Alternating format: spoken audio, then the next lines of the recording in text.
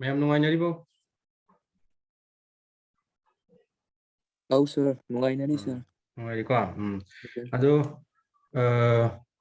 Zoom सिनाबदा खितंग doubt लेबा मी यावरगसुने दुम कन तौरोबको कनोदा अनौबो सिनाबा हान फर्स्ट टाइम सिनाबा मीदा दुम खितंग डाउट लेबा कन तौबा यावरकनिको कइनोनी का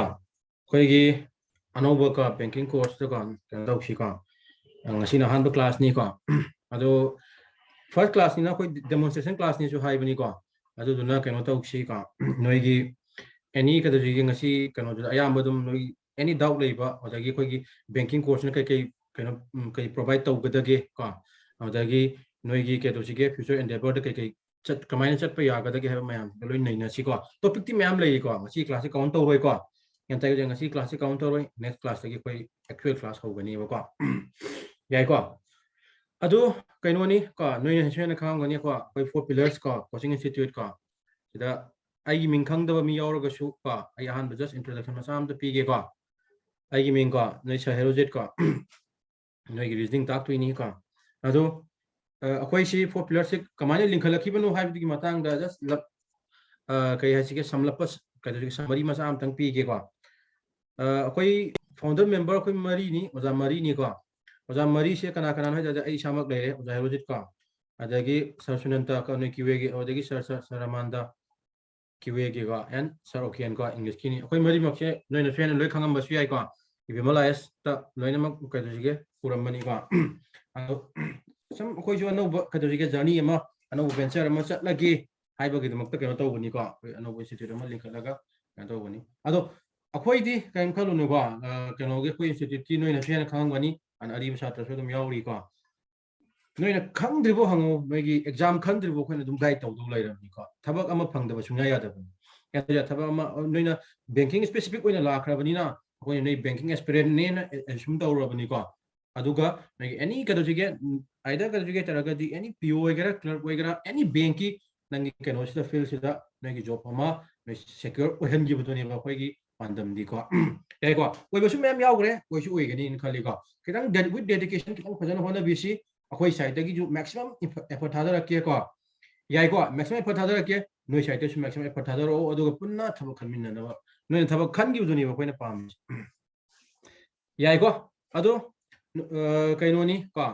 akoi gi banking course akoi gi institute gi han banking course ho bani ka yai ko han banking course ni ko matang da su lak pi ai lak kan to be adu akoi gi noi gi ka du gi tar ga satra mayam sing esa banking course hobi ko pi sa do banking gi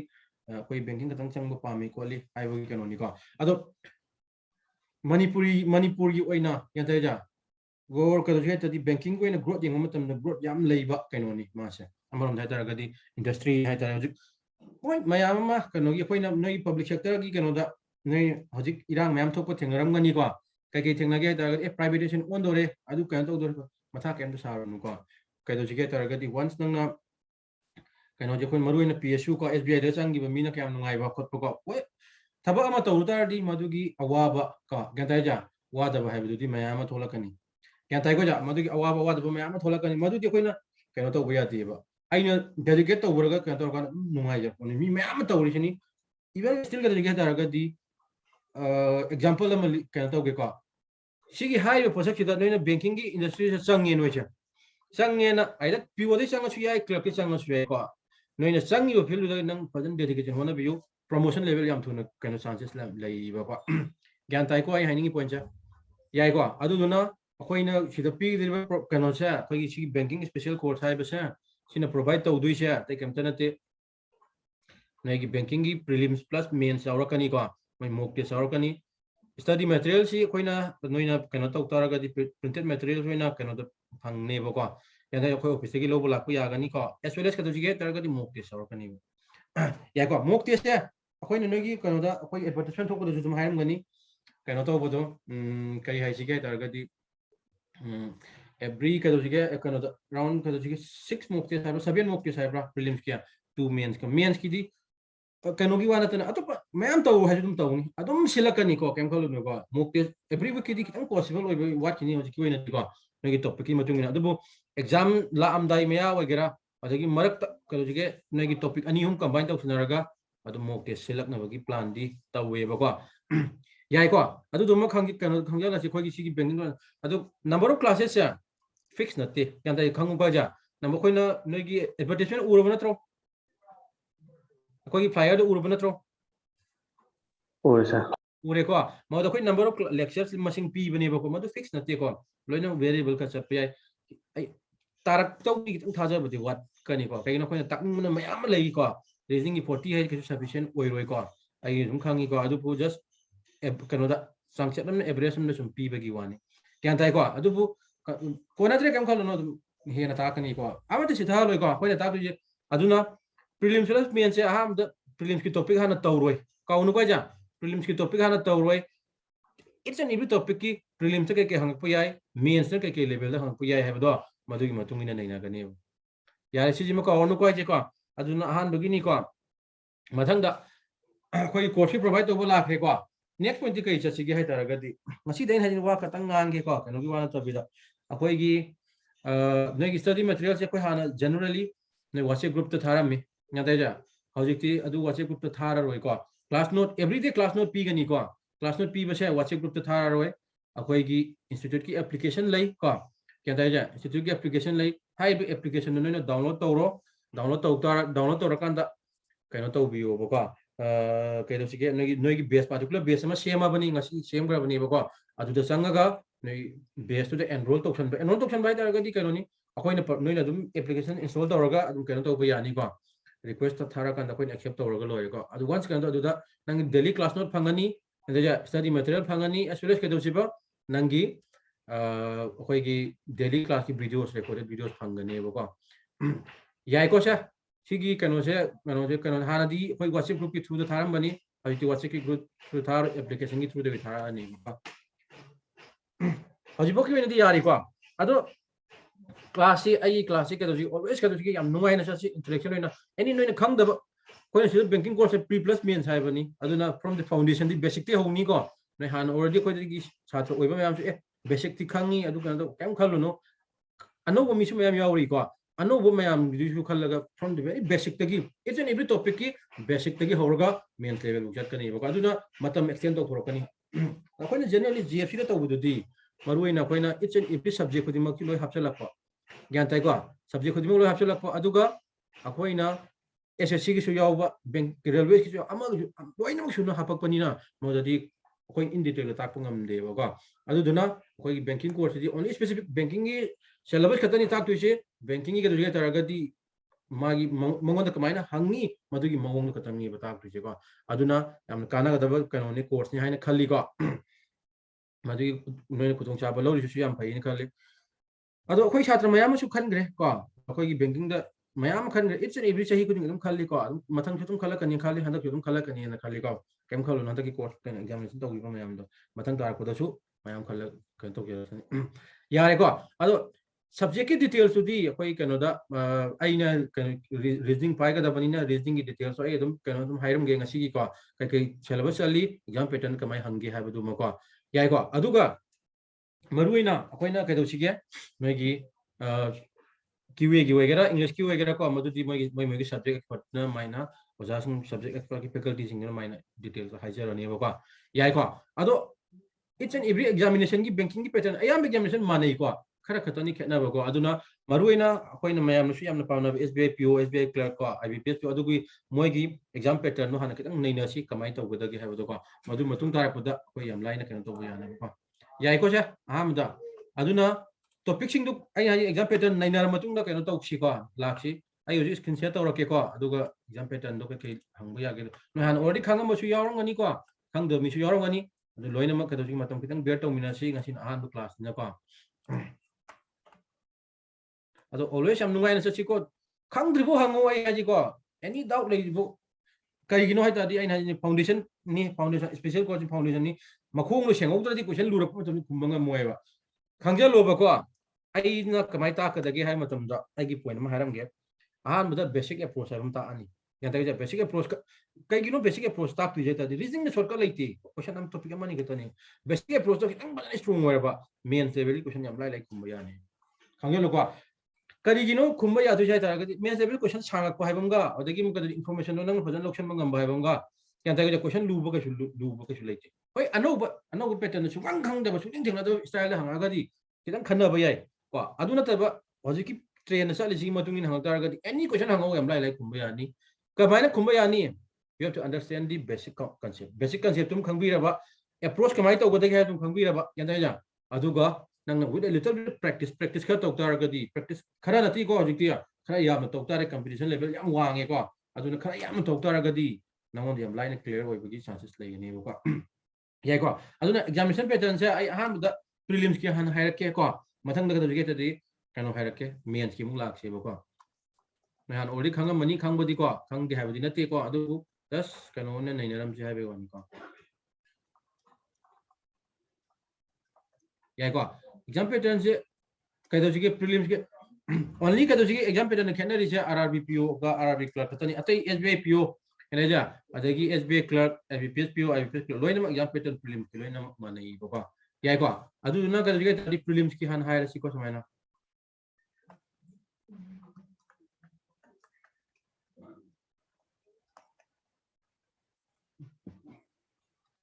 याइको prelims के pattern से नोइना खंगम गनी को मरोइन prelims त कना कना हंगे तदी QA को अदुगा reasoning next कदोजिगे English याइको अदुना QA सिदा कदोजिगे high तारगदी मंगोन 35 question हंगी को मैंने एग्जाम थारबो ngata खंग मैम खंग गनी को रीजनिंग इजु कदोजिगे 35 क्वेश्चन नि इंग्लिश की क्या नो तारगदी 30 क्वेश्चन ने याइको मर प्रीलिम्स आयाम लुइ माने एक्सेप्ट कदोजिगे तारदी आरआरबी पीओ आरआरबी क्लर्क तो ना कदोजिगे 40 क्वेश्चन इंग्लिश याउदे को 40 क्वेश्चन होइदुनी बको मागी सेक्शन वाइज टाइमिंग पी को सेक्शन वाइज टाइमिंग से क्यूए 20 मिनट पिरकनी याइको रीजनिंग दजु कदोजिगे 20 मिनट पिरकनी अदुगा इंग्लिश दजु क्या पिरकदगे तारदी 20 मिनट ने सिदि मैम लो आयाम लो खंगा मनी प्रीलिम्स की को याइको प्रीलिम्स की कदोजिगे 20 मिनट सिदैदा अहानबद कंपोजिट टाइम वरम हजिति ओइद्रेको exam pattern any time change तौबि याइको माइ माइ तौजर मतम मतुंग दum एनालिसिस तौबिरगा लोय कोइना को एके कमाय कर ममोंग हंगे दा सिना प्रीलिम्स किनी केंता गजा आइ आजिनी ब्रॉडली खाइदो बनिको अयाम बको सिदा मानदबदुदा एग्जाम अमनि खतगी दुगी ओइना मानदब यान अयाम लोय मानि को याइको मथंग दम नेक्स्ट टाइम कदजिगे तरगदी एसबीआई पीओ गी नतरा आईबीपीएस पीओ गी को मागी मेंस लेवल की पैटर्न येंसे बको याइको कया नो हाइ तरगदी नोय सु खांगोनी कदजिगे तरगदी यो काय लेने मेंस लेवल की दा याइको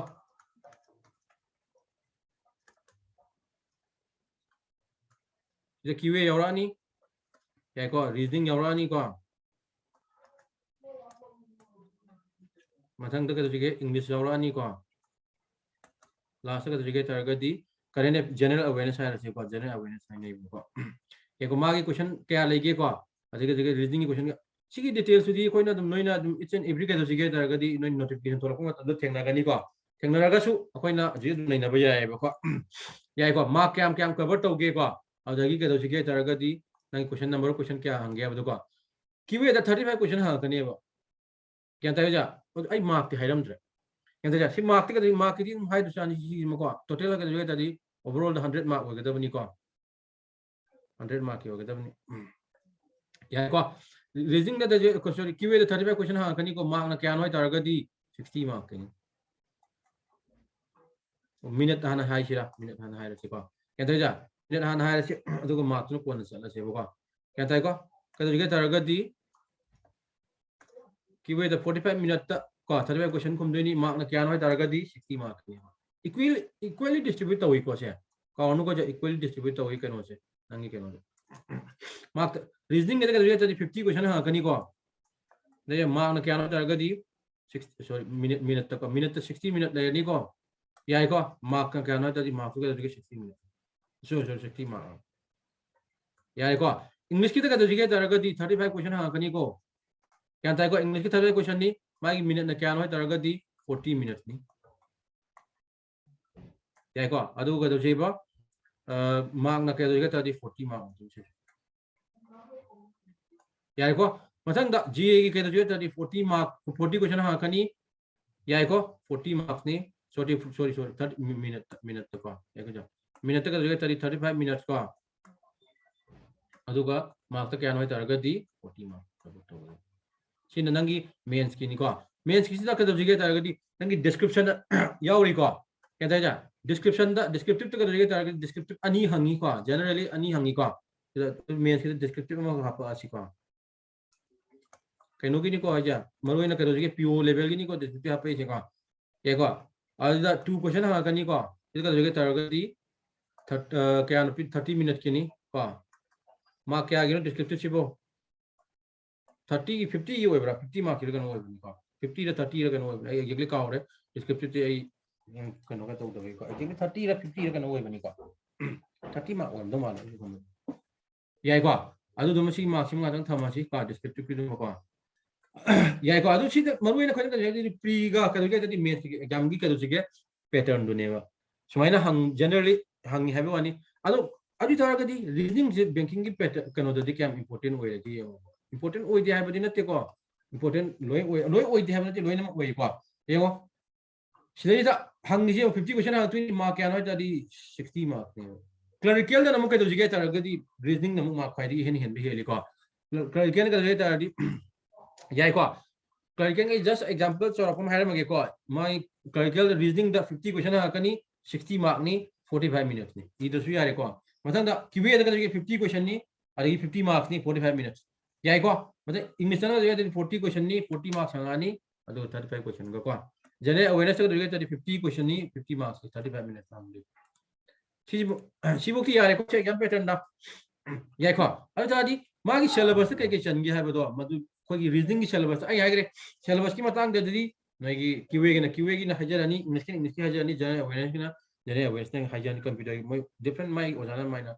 कन लाख मतम हाइजरनी बको अद मरोय ना रीडिंग की सिलेबस नहीं ना से बको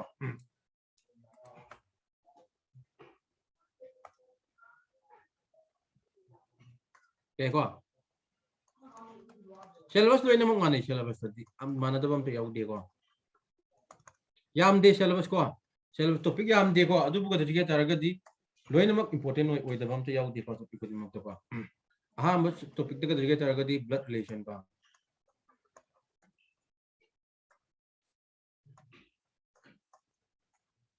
एको अनि सुबु टॉपिक तक दजिगे तारगदी कोडिंग का अदु भाई प्री प्लस मेंस की मतुंग इनाई के खाइदो के कोवरेन को मेंस क्वेश्चन क्या लाख पे कंक्लूजन क्वेश्चन क्या लाख के है या के है गुदुं को अहुम सुबु तक दजिगे इनइक्वालिटी को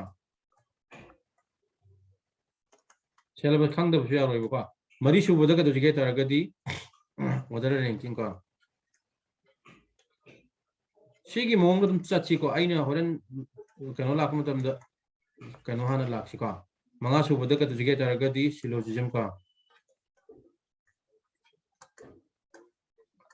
तरुक सुबुद याको कई हाइगे तारगदी डायरेक्शन एंड डिस्टेंस का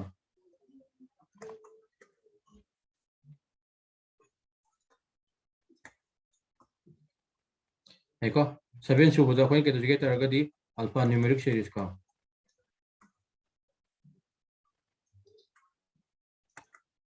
निपान सुबुद 8 सुबुद के नोदक दजिगे अल्फाबेट टेस्ट का अल्फाबेट हान तो सु याको स्पाई दे को अदुबु कन तो गुमसे अल्फाबेट टेस्ट याको मापन सुबुद ने पजल्स का 10 सुबुद सिटिंग अरेंजमेंट का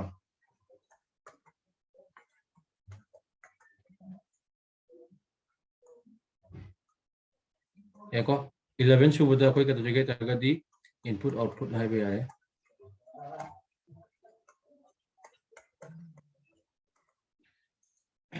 याको 12 सुबुद डाटा सफिशिएंसी का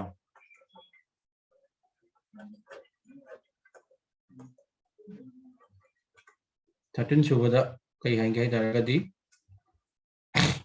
याको क्रिटिकल रीजनिंग है को और लॉजिकल रीजनिंग और क्रिटिकल रीजनिंग है से को जस्ट अदम क्रिटिकल रीजनिंग हम है से को क्रिटिकल ये टॉपिक मंगा चली को टॉपिक मंगा से मनुंग लोइना मक कनो योरकनी एको मरुई ना खोना कनो खतनी खाइदो इसे को बेसिक तो ना कनो मागी इन डिटेल कांसेप्ट रबनी को याई को अब दादी खोना ब्लड रिलेशन दी के टॉपिक हां को यागदगे गदा जा के सॉरी प्रीलिम्स क्वेश्चन क्या हां को याई मेंस क्या हां को याई है बदो मधु अहम टॉपिक सुम नैना सेबको टॉपिक सिंग इदा खरन स्पेसिफिक ओइना कदि तारगदि प्रीलिम्स की हाइबम लई मेंस हाइबम लई अदु जनरली लोइना मा हंगबो याय प्रीलिम्स जो हंगबो याय मेंस जो हंगबो याय अदु मरु ओइना आई हाइरम गे को पॉइंट ता सिगी क्रिटिकल रीजनिंग गा हाइबसा सिदि prelims ngasibo hangdri it's only for men khatani atai di loina ma kadri ta di prelims loi hangre topic remaining ka mayam sa loina ma prelims loi hangre mains sa loi hang kaunu ga ja prelims sa loi hangi mains sa loi hang level du di khangjalo prelims ya ni kai do ya ga maruina prelims ki kano ja di speed test to bani ha ba di ne kyam thun question kyam hot ngam mi ha bani kana ja adagi mu ka do chige mains ki danum ka chige ne kyam understanding le lage no question kyam hari ga ha topic si mata ni yam kyam understanding le lage ha ba gi mangi level hang ko ni si khangjalo ba ga ja duna question lu ba jen mayam lu ha rang mains question ke pa lu ye ngaw ye su khang khang da ba te hangi ga ha haina bro haina da bro ha mains level की होलो मदन ए सुखं खंग दिए ga haina ba yong da baro यावे sir yawi ko aduni ko aduduna hayo posak to kem khalunu hoji khoi gi kan to ko da di sumai sukum question lei boy re ha bu khang ka ni ko akoi na noi da jfc da ta iba kan du ka sunat ko just masa kan kaji kaji phal me wani to na khoi sigi specify when course la tar ga di madudi it's a different scenario ma do in tagla ka ni ko yai ko ado ham da lak si ko akoi gi blood relation da ka du ge prelims jo hangi mains jo ai p ado prelims jo hango mains jo hango jai p/m tharam ge ko yai ko adu question kyam la ke hai tar ga di question je around 2-3 question de gen la oi sula la te je yum yaw ni ko adu generally blood relation da gi prelims da mains da question adum la kali it's an every year coding dum la kan ti ma ka no ko ja mathan da coding ma coding mains na hai le me so coding di coding hai ga dam ni ko cái có coding means na ko coding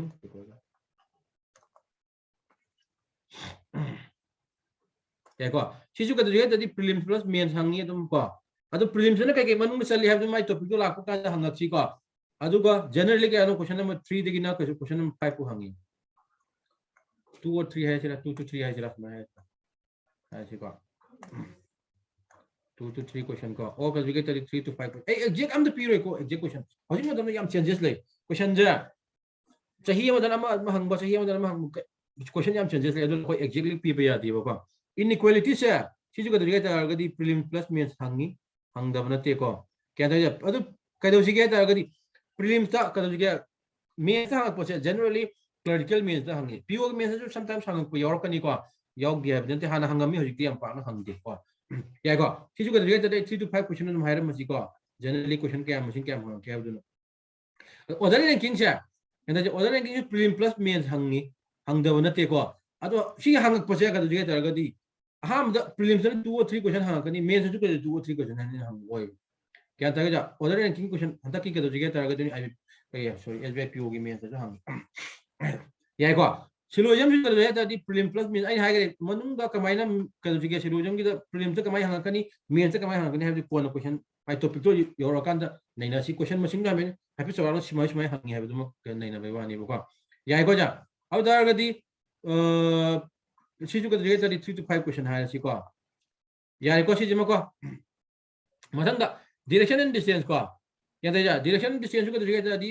prelim ju hangi ka dri ta di mains ju hangi loina ma hangi hang da na ti ko adu da di lo important oi jai da ne adu na si ju ka dri ta di prelim na dri ta di 2 or 3 question ha ka ni asam 2 question mains ka 2 question da hang ya ko adu na ka 2 or 3 question ha ji hela puduri ai na ji ni ai exactly hai bana te adu na ranges ma pyramid ni yam he na ju hang de ko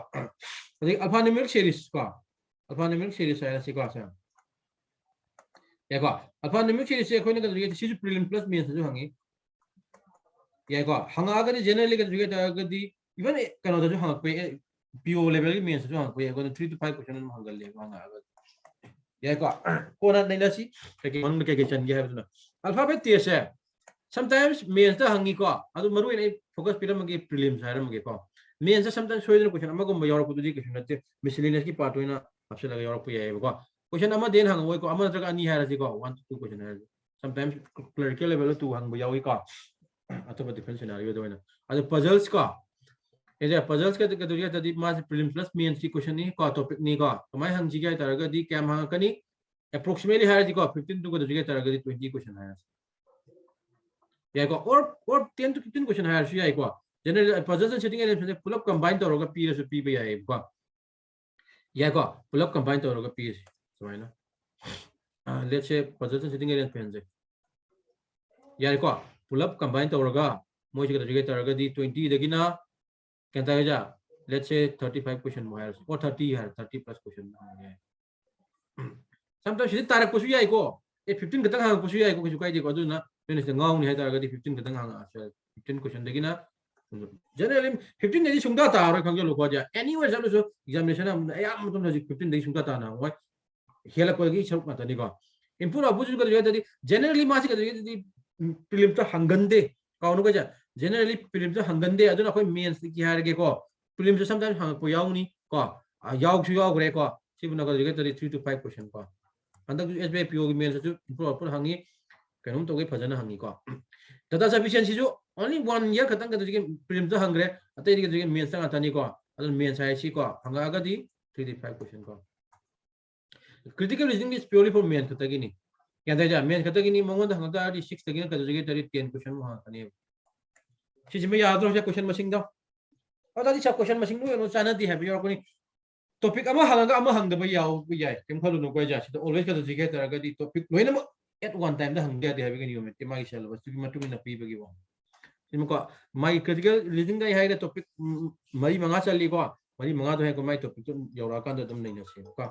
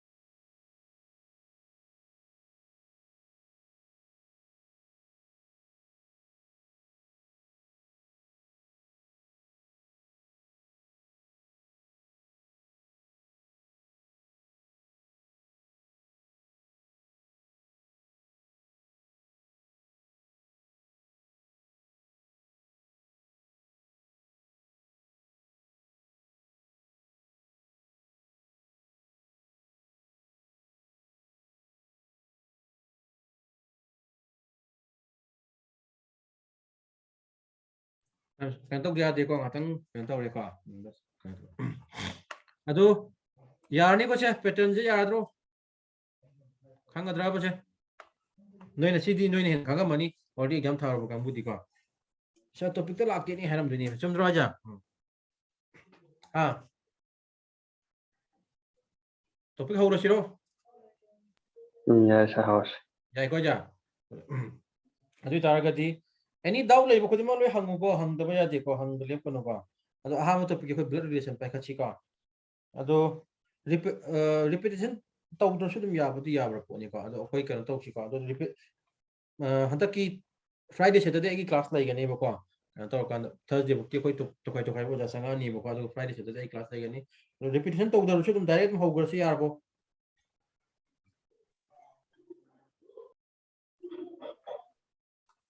haro ne opinion ki matung ni kan tau bini haro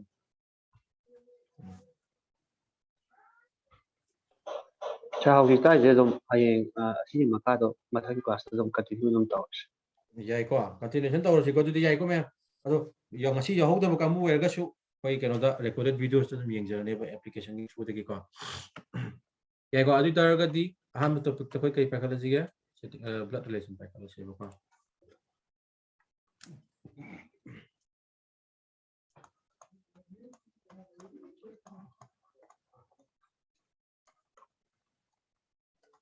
अदु नोगी course है कइनोनी अखोइना generally अदुम हाम दum हायोगे को अखोइना सु दum advertisement थोको हाइबनी को अखोइ offline होगे तौबनी असेंबदी को offline होगे तौबसिदा जकी Covid की सिचुएशन फत्रे न कोई कोचिंग क्लासेस को लोइ थिंगजेलकपदो अदुना मरम ओइगा ऑनलाइन दा होबनी को याइ को ऑनलाइन दा होबनी अदुना हायन कोन कोई यारा कान ता ऑफलाइन दोइन ऑन द सेबो को अब नत्रो मैम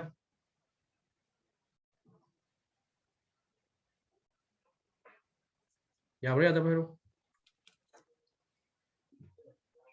अदुम नोइंगी ओपिनियन ले तुम हायो को कछु काइदि को लोइना मुक कान ता होगदबनी को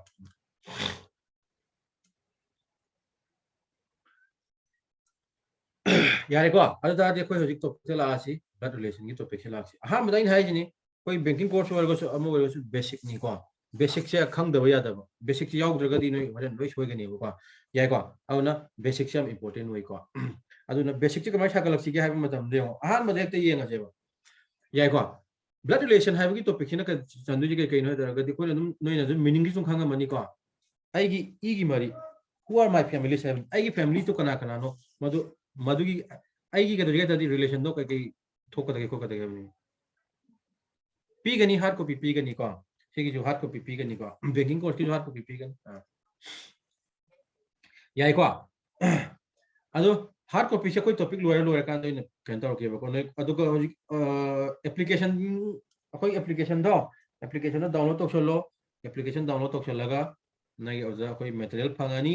ये कनोदी येंबदी यानी बको ओदी होट को को अदुगा डाउनलोड तौबदी यारो बको अदु नई डाउनलोड तौ नुंगाई ति हारगना कोई केनो तौबियो हार्ड कॉपी दो लौबो लाको यानी ऑफिस तकी को याइ को अदो सी म लेरे को अदुना ब्लड रिलेशन की बेसिक त कमाय साकलक्सी के हाय मतम देओ इगी मरी है बनी आई फादर कनानो आई मदर कनानो अदगी आई रिलेशन कई कई आई एग्जांपल हाय तारगदी क्या दरजा आई ब्रदर की कदोजी के मचा नुपा हाय तारे को आई ब्रदर की सन दुगा आई कई मरी मागे एनी सम रिलेशन दो मदु थी बदुनी को इंपोर्टेंट कनो तो को मसी मतंग नै नदुसी को अदुदुना सिगी ब्लड रिलेशन से कैम इंपोर्टेंट हो गया तारगदी it is very good for the generation same ना बने ज्ञान ताई को जा जनरेशन सेम को दबनीना मैं कहनो तो यारो आई पाखंग हो जाए आई दुम पाखंग हो ले जाके दु तो जाके मी दनी कनो याव बया रो को ओ ले साबि ले जाके दी को मणिपुर की मी याम याम दबनी को खरे याम फलन सी को तोर कंद को अदुना थबा फंगजलसी यम याम तुना पाना को अदो ब्लड रिलेशन की टॉपिक हो मतम दा अहान बलाक मतम दा सुंग सोयने काव द पसक से करिनो हाय तरगदी आई इसा सी कनानो हाय म काव बया जे आई सी कनानो हाय मतम दा आई हान खंगदब सुंग या दी ब्लड रिलेशन को आई जो एंगोन की चखिदम वातने ब्लड रिलेशन आई कई जो जदी मरी थिरक मतम आई सादगी थी दब वातने मुको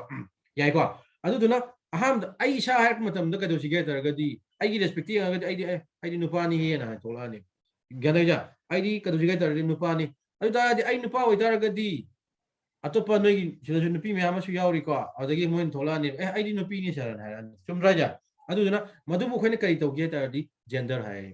क्या दे जादू ना फर्स्ट इन्फॉर्मेशन दा कोई ना खंग दुजा ब्लड रिलेशन ने मतम दा जेंडर दो करी नो खंग दो या को जा जेंडर दा मखल अनि सुई को कई मखल नो हाय तारगदी मेल हाइबा मा को एस वेल एस का दुके फीमेल हाइबा को क्या को अदुना ब्लड रिलेशन ता मतम दा ने एनी लाइक ते येंगेरा ओजाम तांग पोइगेरा माना का दुके सिंबल खा सिनर कनी ना कई सिंबल सिना का दी ब्लड रिलेशन की प्रॉब्लम है any blood relation problem solve तो होना को मतम दा फैमिली ट्री मथौ ताई फैमिली ट्री येतना नंग ब्लड रिलेशन क्वेश्चन आम तो खुंबा यादी को खंगे लोका जा कई नो खुंबा यादी जाय तारगदी नंग खुंबा याय यादब दिना तेबो को मधु दन एक्सपर्ट लेवल हाय तारे अदो एक्सपर्ट लेवल जिम रिजिम सुंगलै लेवल खंगा दम दिको एनीवेयर ने क्वेश्चन नम पिरके आंसर उबगा अदुदी आंसर तानी ने खुंबा एनीवेयर काम तो ngam खंगे लोको इवन के तो जे तानी मयांग हो सुंगम कई गिनो हाय तादी क्वेश्चन तो पैराग्राफ ओइन फॉर्म द पिरा अनि क्या दजा कनो की टाइप क्यूए की टाइप वैल्यू खरा उरगा त खुंबा नते बको क्वेश्चन तो पैराग्राफ की फॉर्म द पिरा अनि पैराग्राफ तो एनालाइज तौरा कांदा नंग कइदो नुंग कइदो सिगे तरगदी नंगी कइदो सिगे क्वेश्चन सुगुम खुंबा ngam होय nang yam thunu hola question yam tien no tadi yam thunu kumbai yam lai ba do question sanga agadi anyway da ngamoi ba ko adu duna any topic agar chu kana do ai ka do ga yam symbolic representation da kana to ro hola kani ko ma kai it is best easiest way to solve the reasoning question du ne ba ko adu na blood relation ki question kuma tam da apoi na in ha gare kai ha ji ga tar agadi symbol ka sina kai gi symbol sina ino tar agadi apoi family tree ha ma ji kuma tam da mai symbol sin du sina ne ba ko ya ko adu na male hai kuma tam da kai symbol plus ki tam da plus ki symbol p si female hai kuma tam da minus ki symbol p si hana predefine to da ba ya de ko any oja amana oirer ga predefine to da ba ya de ko or sometimes ne ga ji ga tar agadi circle ne ode ga square ne circle ne sina jora woni madu mana hana predefine to ro ni ai nupa ne ta circle sina nupi ne ta di sorry nupa ne ta circle nupi square sina ga bogi mana hana define to any owning symbol to ba ya ki kai de ko yani ko sa mathang da adadi misaka haibam lai re ko adu ta di male haibama ode ga di female haibam ga la ai yai ko next time ka adu ga tar ga di adadi nupa nupi khang ko matam sida next kai lak ki tar ga di sma ha ra se ba gender ha ko matam da a haib person ma lai re ken ta a haib person ja si it's a person ne ba gyan ta ja adadi si nupa ora nupi ga dra ba a haib person ma lai ma nupa ora nupi ga dro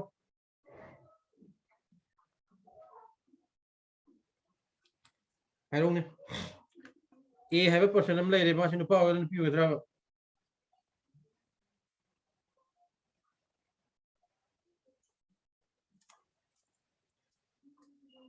response to piro hai response piro ga no ai si ka to a have a person am lai re ma sinu pa ora nu piu ga tra ba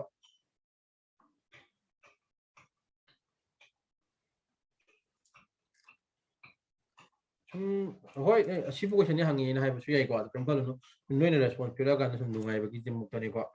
khang di hai ba wan te ko chana nga kan da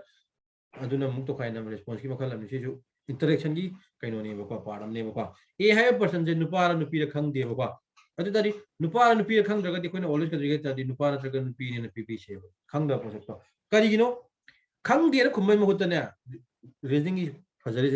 I don't know. A hai person nupa nupi khang de khumai magi possibilities from the khumbi se ya da ja ka onu ko ja si ma na possibilities to kai kai lege e hai bodo madu khangba haira kan da yam lai rak to ni reasoning gi kam lai ge bodo ngi possibilities nei na ba haira kan da reasoning yam lai du ni ko ya ko adu always ai khang de na sugum gum chi kai kai oi ba ya ga de ai khang de na lai rab ne ba ne khang de lai ta ju ai modi kai kai oi ba ya ga de ki do madu hana nei chi ya nei na ma tam kamai nei na ni adu ta ga kai possibility lei ge hai bu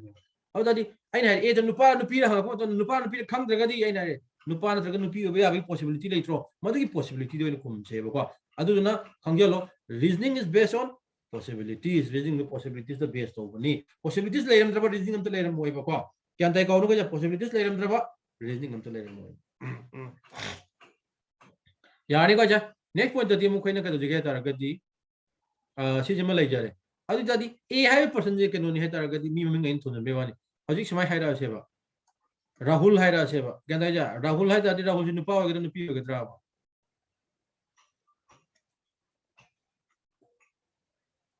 rahul se nu pa ga nu pi ga tra hai ku matam sa rahul hai bi ga a hai mi ming jama ne a ju mi ming am ni person am ni mi ming thun be ya ba ganda ja or b rahul hai mi ming am thun be adu na ka ge jadi rahul hai ba se nu pa ming thun ja ra ga su ko gender khangde sibu khone kai ko gi rahul ai ma sibu khone kai kai di ma sa common name ni har khang nei ya ga ma sa common name ne ba common name da khone ka di gender kai dong da identify taw ko no ko aduna you should never identify the gender of a person based on common rahul ai ba sa nupa ai ba su yai nupi ai ba su yai si je ma khang ja lo ko ya ko ja similarly ka di any common name ya ko ja aduna ka di any common name do nang ka jige tadi gender identify to bigono example is my hire se ba yai ko example ka jige tadi priyanka hire ma se ba ye ja priyanka se anupa usya nupi usya khan bio si common name ko we se kya tai ko ja aduna si su common name ni priyanka su ka jige tar ka di gender identify to bigono yai ko aduna hai posak se krai da kam kan hangan ge hai tar ka di yai ko ja karam da hangan ge ta noi kano gi da point indicating form man habam lai ko Madhuda yam तोइने सिजनगले yam confusion ओइगलेबा अदुबु banking की लाको मतमददी केंदा banking का सेब लाको मतमददी Poynting और indicating form जे सुवंग हंगदबगुमनि सुवंग हंगदो अदुदा सी याम काहेन मथौ तादी only का जे तादी मरुएन कायदे पिरकनेबा कोई का जे नंगी एबीसीडी दोइन पिरानी एबीसीडी अदुनी अदानी हाइबम लेबोगा मदोइन पिरानी याय को जा हंगजलोगो कमन नेम ता का जे तादी जेंडर आइडेंटिफाई तो बिगनु हाइबदुनी को अदुना एनी का जे ए हाइबु कमन नेम लोखन बयाय मिंग ममिंग थम खा मतुंगिनो को अदुना सिगी पॉइंट से खंगजल लौरो को आई प्लस माइनस पिरामेन को नेक्स्ट पॉइंट दम का जे ता का कोइना ब्लड रिलेशन हाइबनी को अदुना रिलेशन अमु लाक्से केना जा रिलेशन अमु लाक्सी रिलेशन लाख मतमदा के रिलेशन लेबा यागदगी हाइबदुनी मको याय को अदुना रिलेशन से मखल अहुम थोक लेबा याय को अहान रिलेशन के दोसिगे तारगदी मागी कपल्स की रिलेशन हाइबा म लई ये को जा कपल्स की रिलेशन लेबा मतम से कई कपल्स की रिलेशन नो है तारगदी ये को जा कपल्स की रिलेशन है तादी हस्बैंड हम ले हेला सेबा यान तागे हस्बैंड हम ले हेला सी हस्बैंड दुगी ये तादी मारी के दोसिगे वही एनी कपल की रिलेशन में सिंबल में दिनो दरक मतम दा इक्वल टू न रिप्रेजेंट दरकनी को हस्बैंड तो आदि कोइन कई न तादी नुपा ने खांगे वाइफ तुन के तादी नुपी ने खांगु ले याय को अब तादी सिदगी कोइन समय हायर मसे A and B को आर मैरिड कपल्स हायर म A and B जे समय हायर मसे आर मैरिड कपल्स हायर मसे याय को A and B are married couples हायर मसे को अब तादी कोई कमाई मागी सिंबल फैमिली ट्री दा कमाइन सिंबल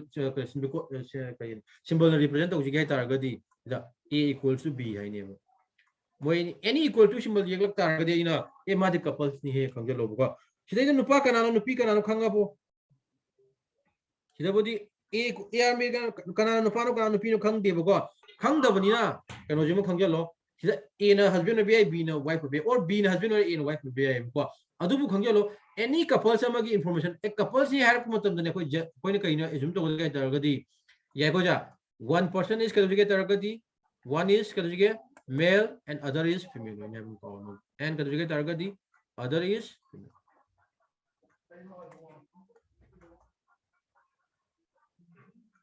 याय को जा सी पॉइंट से काउन को जा नुपा अमगा कपल्स अमो सेम मतम नुपा अमगा नुपी अमगा यावय हाबसि म खंगलो बको याय को अनिसिबो पॉइंट अमो कदुगे तारसिन कपल की लेजगरे को मथंग दम कदुगे तारगदी सिबलिंग्स का मसिन मनाव का सी मैम हिंगे नाजिनी जनगी फैमिली ट्री येलपदा संगद मथौ मतनी बको याय को अबि तारगदी सिबलिंग्स ला तारगदी कदुगे तारगदी आई ब्रदर अम लेरगा सिस्टर अम लेहला सेबको याय को जा ब्रदर अम का कदुगे तार सिस्टर अम की मरक कदुगे करी रिलेशन लेगे तारगदी सिबलिंग की रिलेशन मसिन मनाव ओइद्रो याय को एनी सिबलिंग से सिंगल होरिजोनटल लाइन डिनोट तौ पिसेबको यारे को सिदा आइना अब दादी हजिकने ngaktan A and B are married couples hairam bagi mamang sibling class ngere smai haira sebi simuta sim ai si point no isalo ko point masa masa sing ko jalo ko next point la tu je ke do jiga tar ga de khoina smai ha ji sibling class ngere A plus haira ma jeba equal to B haira ma jeba ai smai no family tu smai yegle A ba ko ye tar ga di ai B gender je khang ngam ngam da hairo ngamani ko kai ngamdune ta couple sam sa ga tar ga di nupa ma ga nupi ma ga sa ga da bani ha bani aduna by default couple jorum taragadi B की gender से आपको identify तो बुगम मने कौन को जा once any person अमगी gender identify तो बुगम तमदा other person की gender identify तो बुगम कई गिनो अरे couple हम साम तमदा नुपा मगा नुपी मगा सागा दबनी हजि याय को जा अब दादी हजि म हायरा सेबा A and B are कजवे तरी सिबलिंग हायरा मतमदा स्माइल हायरा म सेबा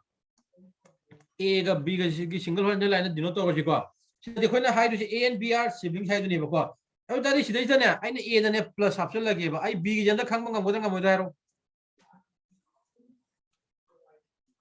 B की जंदा खंग ngam हायरो ngamoroi ko kai gino jadi machine manau hai bani ko kano da machine manau jadi B se A की brother हो भैया और as well as कभी sister हो भैया है हम कहो नो दुना siblings दी couple से jadi खंग ngam यो siblings से कोई खंग ngam दे है बिच में कहो नो यार को सी जम को next point हम का जगह तार गदी सी जम खंग नि को A and B are siblings दुना any siblings की relation like तार गदी तो सेबा single horizontal line दिनो तो सेबा को अहुम सुबदम का जगह तार गदी generation gap को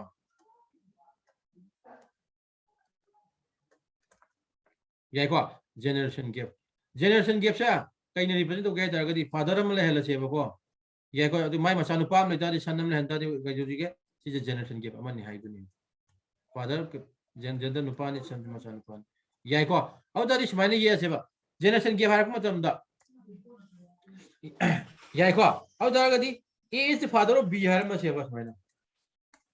yai ko a is the father of b na har ma seba information da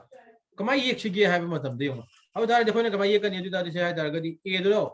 father ha da di a ne masak thambira si b do ga de ta di makha thambi si ko a do b father ne ha is the plus thambira samai ye ko cha confusion ni ha da ga di काउनु point nama kamai any information mi ko show the information ma ram ge a is father b hai matam da a se ka dri ga di si kai ko ge si bo ai basic ni ko hai se ko sukhang khang dri hai bi concept ne noi tai se ko ori khang mi su mem yaw ngani du bu kanam da khang dri hai bi concept ja jo e hai person ga dri ga di left side ki person ne yar ko ja mathang da ga dri ga di b hai person sin ga dri ga di right side ki person ne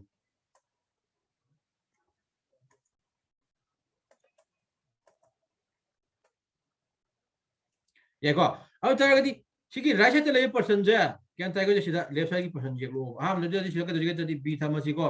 be the father है तदी मथत का खत लो मथत का खला दरिगे तदी ए थमजी father है money का दरिगे तदी plus थम या को काउनु को जा फादर नुपा होय बगी को या को सी जे मखम को जा लेफ्ट साइड की पर्सन नि राइट साइड की पर्सन राइट साइड होबिरा का लेफ्ट साइड की एक पी शेप को पर तो हैरक पी मतु को ना यम लाइन तत एक्शन अराय बने बा सिकी एक की डिजाइन खंगजल हाइबे वानी को याद है कोई ना ब्लड रिलेशन जेंडर खंगे मागी रिलेशन खंगे मखा तार को दी कोई ना कदो जिगे तार गदी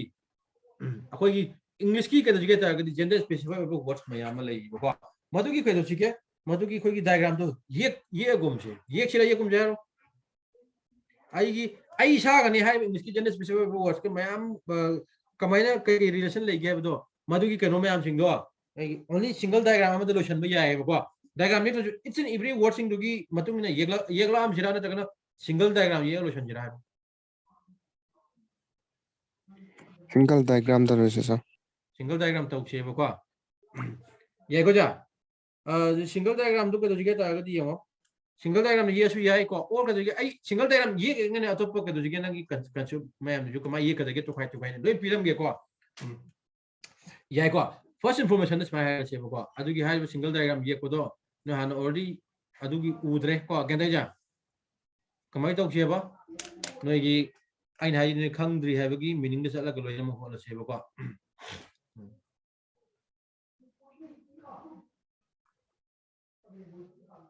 यार को जा अब तादी होजी ये गसियो कमाई तो छिया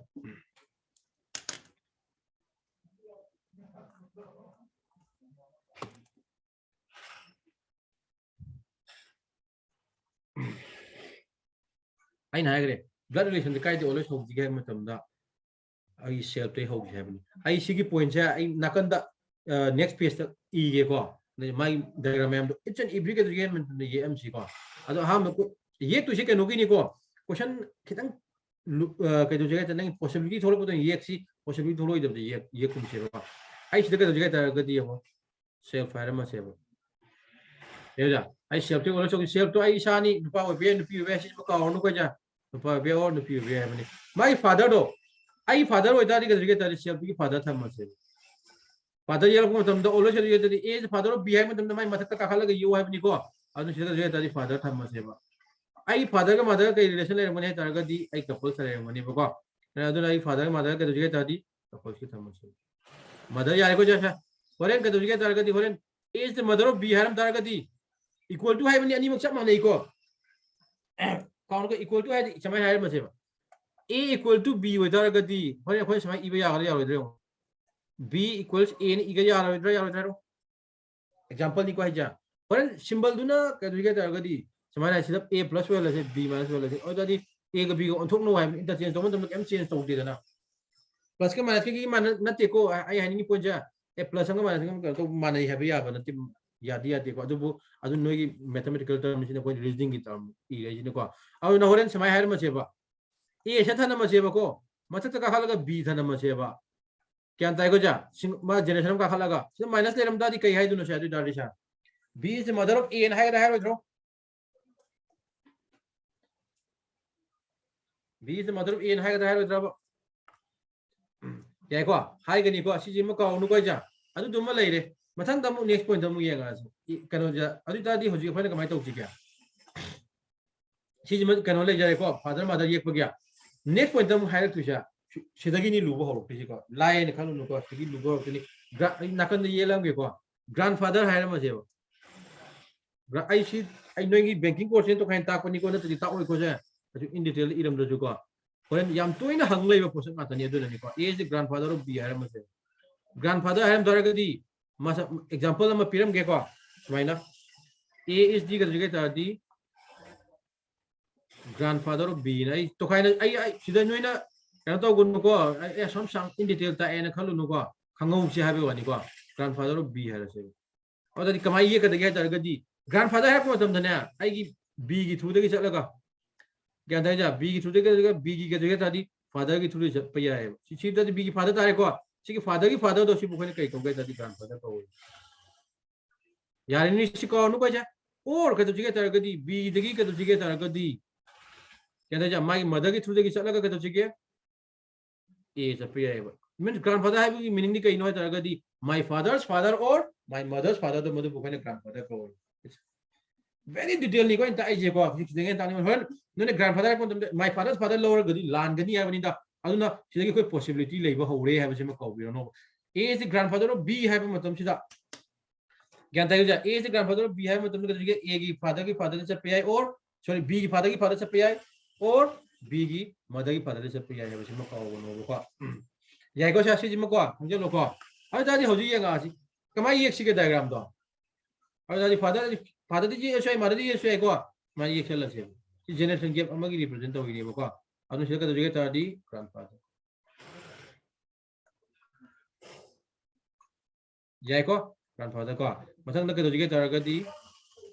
जगह ना लेके दबा ग्रैंडफादर की मक्ता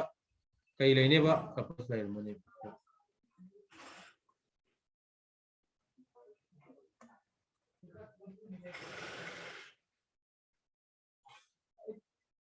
यार को सिना की सेल्फ की लापो दी पॉसिबिलिटी दुनी नेक्स्ट ब्रदर ये को मतम दसु काउनो को जा ब्रदर ये को मतम दा कोई देयर इज नो पॉसिबिलिटी लेके को आउन ऑलवेज दे ता दी सेल्फ की फादर की दु गेस ब्रदर थाती सिबलिंग को रोइद्रो ये को जा नेक्स्ट पॉइंट तमु यंगा सी को अ दारगा दी आई की ब्रदर लेके को नेक्स्ट का जगह दारगा दी सिस्टर का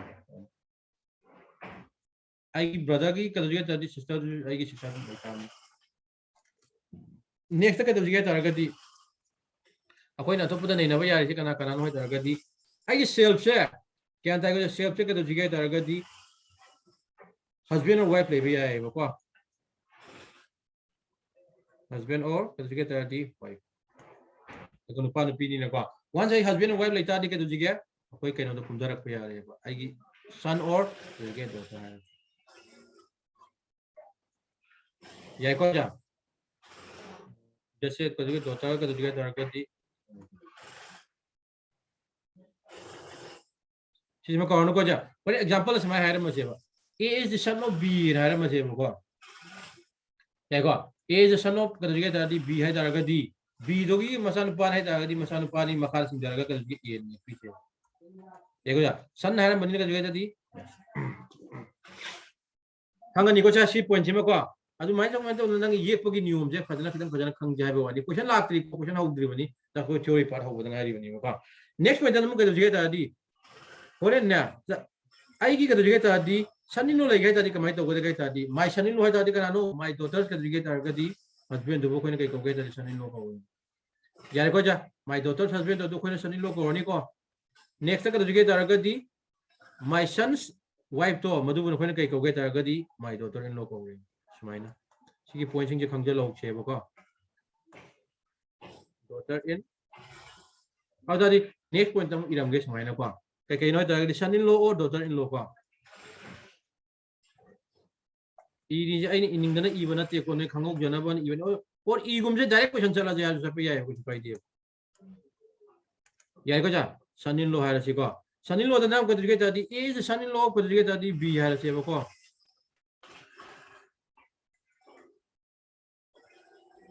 ए is sun in low कदगे तादी B हाय रसी अब दादी कदगे बी सिगी सन इन लो तादी कदगे तारगदी बी दे होबिरा दिस मैना ये को मागी सन इन लो हाय में मागी डॉटर में जनरेट बाय डिफॉल्ट हो रहा ने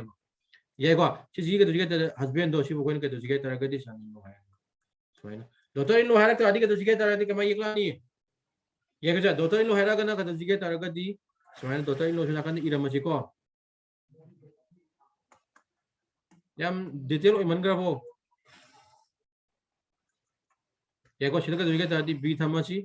देखो मागी बी सी के दुजिगे मसा नुपा जनरेट तौरानी दो के दुजिगे तरदी कौन को जा आइना सिदा नो डिटेल सम साम साम इरम बे वानी को नेक्स्ट पॉइंट तम लाख से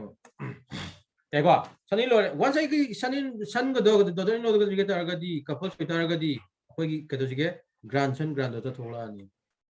देखो जा ग्रैंडसन जो को दुजिगे तरदी आई सन की थ्रू दी चट पे है एस वेल एस के दुजिगे आई डॉटर की थ्रू दी चट पे है को कागो को जा आई ग्रैंडसन का आई ग्रैंड डॉटर के मक्त के दुजिगे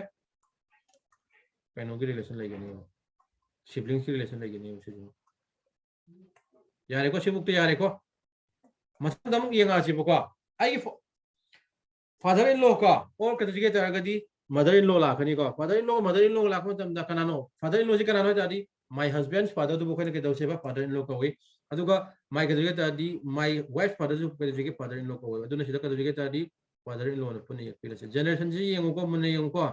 कौन को आई फादर इन लॉ का आई मदर इन लॉ की मक्त रिलेशन के लिए मदर का तादी कपल्स रिलेशन होने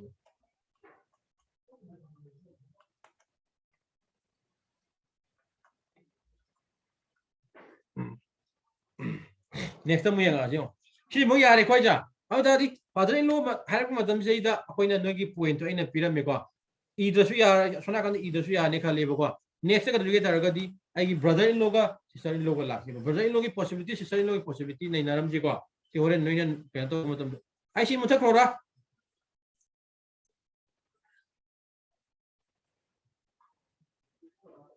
मुथक पे यादो थना मोरा है रो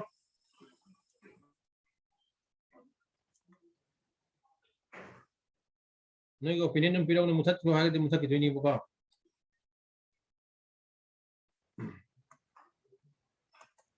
क्या को ब्रदर इन लॉ हारक मतम दो देते केमतन तिसमाना हारम मसे बुका ए इज दी गजुगे तरगदी ब्रदर इन लॉ को और बी है सब ए तो बी की ब्रदर इन लॉ ने है तरगदी यार को जा ए से बी की ब्रदर इन लॉ ने है तादी कई है नहीं है तरगदी बी दुगी के गजुगे तादी हस्बैंड दुगी कहते जा बी सी के दुगी समय है से बी सी की कहते जा हस्बैंड दुगी कहते जा ब्रदर तो मधु कोई ने कहते दुगी तादी अदु दसी बी सी पी इन लॉ से पको कना ताने बसे A is brother in law B है को तंदा माय हस्बैंड्स ब्रदर तो ताने और दुगी तागदी बी दो नुपी ने लौ तागदी बी दो नुप बी दो नुपा लौ तादी माय के दुगी तादी वाइफ तुगी के दोसेबा ब्रदर तो मधु कोई ने कई कोवेबा ले लो कोवे नेक्स्ट पॉइंट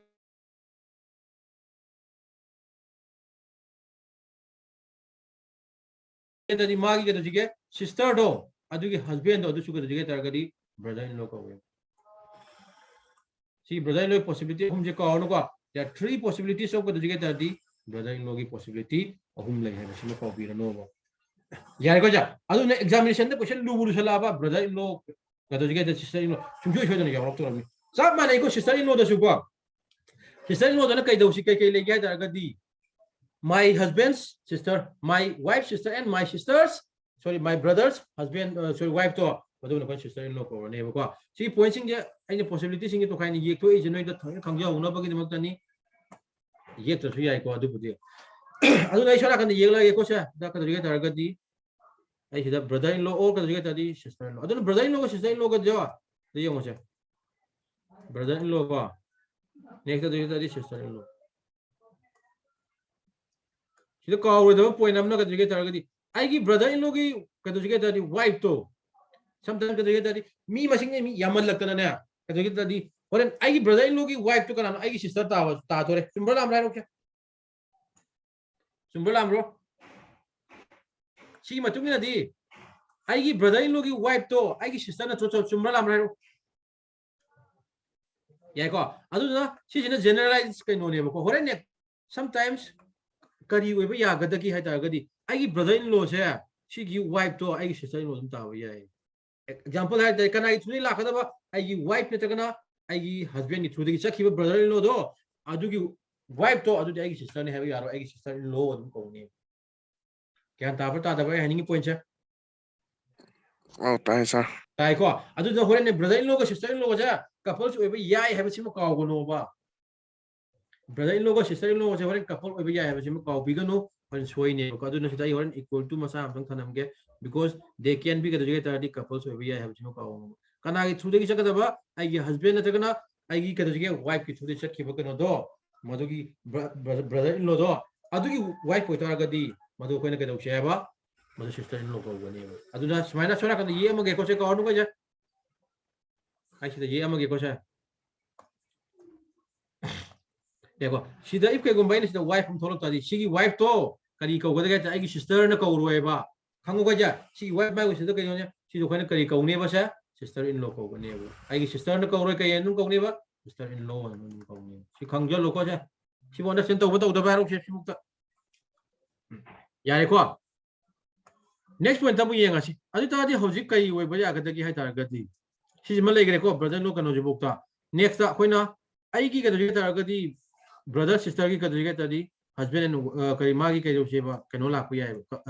मासे कपल जंग तादी मागी जु कनो थोलो इद्रो जनरेशन में सेबक तो नहीं बको मै तो ना गदगी के सिस्टर थम जे बको यार को जा सिस्टर दी की गदगी के कई ले जर्नी सा मागी या माय हस्बैंड दो सिबु कोने कई कोइबा ब्रदर इन लो को हाय गई यारे को जा मागी मसानु पा नत्रगा मसानु पी जनरेशन तारक पदो मदु कोने कई कोगे तदी नेफ्यू नत्रगा निस्तावे मसानु पा दो कोने कई कोने बा नेफ्यू कोरनी को ये को जा मसानु पी दु कई कोगे के तारगदी निस कोरनी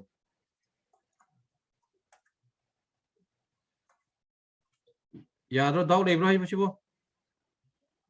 यारे को सिबुक्ति यारे को जा मैं अदो नोय अंतोरे सिबुक मथंग की पॉइंट दि कई लेगे के तारगदी आई चंदो मानद्रेने याको अमा खतंग आरे के दुगे तदी आई मदर नत्र फादर की ब्रदर नत्र सिस्टर दो मदु कोने कई कौगे तदी अंकल को वे यारे को जा मथंग दा अंकल दुगे दुगे तदी अंकल आई मदर की नत्र फादर की सिस्टर की दुगे तदी मदु कोने कई कौगे तदी अन को way my sister my father sister और माय दुगे तरगदी मदर सिस्टर दो मदु को दुगे तदी अन को वे को माय पॉसिबिलिटीज में हम सिंग दो आई ये रोगे को ये ngas maka tarak ko adadi maka tarak ko da kay na am khatanga re ka duge taragadi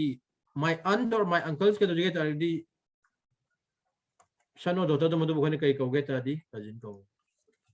हम समझ लगा ये क्रम ने को आपस कनो लेते न को सर सीधा केम तांग जाओगे क्योंकि कजिन की मोगी कपल लगता है कपल आदम कजिन को फाइ लेते अच्छा ताको जा कजिन द नुपा द नुपी द कन तो है कन तो कजिन न को ने को अतो बको बम जु लेत्रे कन जा अदु की पॉइंट ने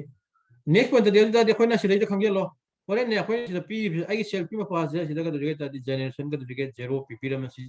कॉस्ट का दुगे तरगदी सिदा ना आई का दुगे +1 पीपी रसी फादर ग्रैंडफादर में फादर का दुगे तदी +2 पी से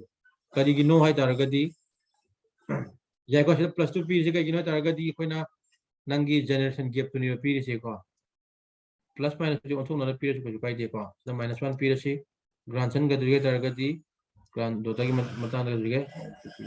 सी पी दु से कई नो हारा जते कम तक होरे नोइना तो कोडेड ब्लड रिलेशन लाख मतम दा विथ का दुगे तदी जनरेशन गैप कुम याना बुनी को या लाइ लाइन कुम याना अतोपगी मागी एप्लीकेशन लाइते को सी खंग दारगदी कोई ब्लड रिलेशन की कनो लाख हो यारे को क्वेश्चन कमाई ना क्या तो कई है my question different type of question I सिदा नेफ्यू ने केम इरम देखो तो येम को हाइब्रो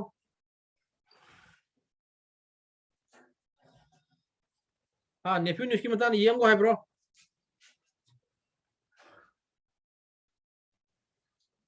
नेफ्यू ने की मतान येम को हाइब्रो यारद्रो Oh, yare sir. यानी को अदु तारगदी कोई डायरेक्टली को तुझे माई कनो दा रीजनिंग की तुझे ब्लड रिलेशन की टॉपिक क्लास है बको जनरली मासे टॉपिक मखल अहुम थोना हंगी बको अहुम हंग बसे बैंकिंग स्पेसिफिक तो अनी खतने याम हंगी को आम रे तदी लैंग्वेज और पजल फॉर्म को अनी शुबदा का तुझे तरगदी कोडेड फॉर्म को कोडेड ब्लड रिलेशन को सी अनी से मतने याम हंग दुजे को कोडेड ब्लड रिलेशन सिने ब्लड रिलेशन टॉपिक का तनी को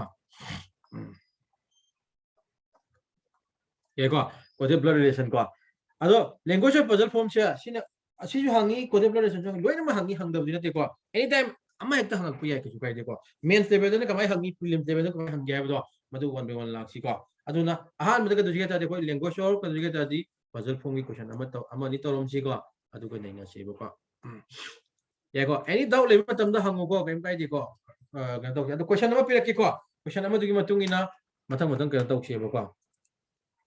ya idana sa question do first question da ki ado question du dum nei naram si ko ya ko jama ki ke sidagi jinga ke hange do ado na han da diga si ka to ke ko adu ga language puzzle form man budum tha ke first ka duge ta di language or puzzle form ka no any ka duge ta di puzzle form hai ki meaning ke ta kam ta gi na the ko nangi pega matung nangi possibilities ki ke obi ya ga de ne nei na ko ke no do madu ne ko na ka duge ta ga di language or puzzle form hai ko question ani gu mo ko chi ko ani gu mo yang je ya ga question ani gu mo ko chi ko adu ga ka ta se ko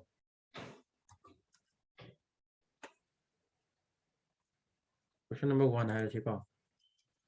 aduna any language puzzle form question hang khumba matam da nangi kano yek ta yaroi ko family tree question yek ta na khumba yaroi ko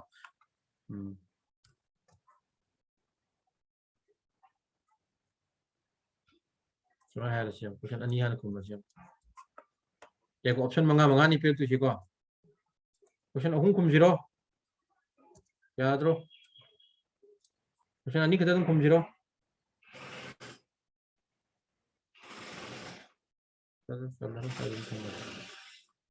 देखो question अनि कितना तुम कमसी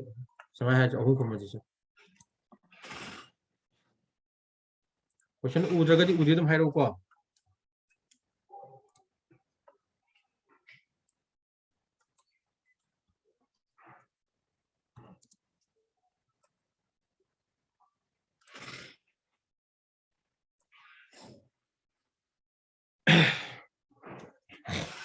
ya ko ai si the point am hairam ge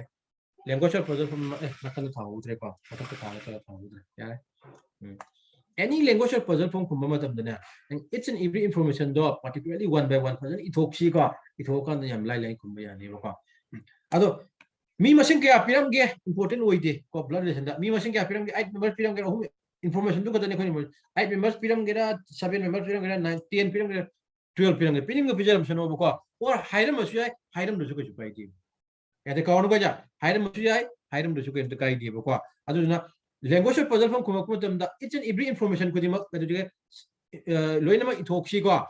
ithokma matam da combine to chana ya information lo ita di combine to chana si ya da information lo ita thabiram se he ko combine to ba ya ba information lo ita di combine to bi si combine to ya da bo ita di to kai bi ka chat se ko adu first information one by one sentence by pa si ko there are 8 members ko a b c d ko e f g and h in the family family du da ka 8 members le hai bune ko mi masing kya le hai information ka tani pyramid si mathok ta ati ko mi masing pyramid je pyramid number 2 gini ko sidagina si phauba yai ko phara bo sibo ye ko matang da a is the spouse of h haram a do h ki spouse ni haram me ko yai ko how da di a do spouse haram matam spouse ki meaning kai no haro khang ba khang da haro Couple. couple have ni ko a is the spouse of h had di a is married to b I sagira the a and are married couple hai sab mani by the spouse haram to nupa be nupi be khang de ko horen information ding matungina adu da di sidagi khoi na first information kang mo yare kari information no hai tar ga di a ga b ga a ga h ka se ka dukhe ba married couple ne ba kyan ta ga ja sida ga dukhe ta adu ye ko matam information ye ko always mayai wai de ye pi si ko information horen no ye ko matam yam line no na ba da di a ga h ka dukhe ta di couple wa kana nupa no kana nupi no khang dri ko information ko na mai lak selection ni kan next information mu kaya get di she is the daughter of a hai she do a ki daughter ne hai ba ko au da di ka duk sige daughter hai da di se kama ye ki ke makha kum dara ka ke duk sige minus tham ne ham na tro da she do di makha kum dara ji ko a ki respect ki ka tham ji ke she tham ji ko daughter hai mina minus tham ji यार बचा पता था A is the brother of G है A तो G की brother ने यार मैं को चलिए को कई खंग मंग बता के A तो G की brother ने तभी A से G की brother ने तभी A तो नुपान है अपने थ्रो ये को और तभी brother ने तभी G था मगे को यार को जा G sigi brother ne habni nupa nupi khang da pojam tamam ji ko one a do nupa ne khang tar ga di ice ki gender kai wege da kya ba Nupi. female. nupi wa ya go ice ki gender ga du ga di wife a wa ne ba G ki gender khang bi ko e tam bi ram ji masang tam next tam ke har ngai yo G is spouse of B G do B ki spouse ni har me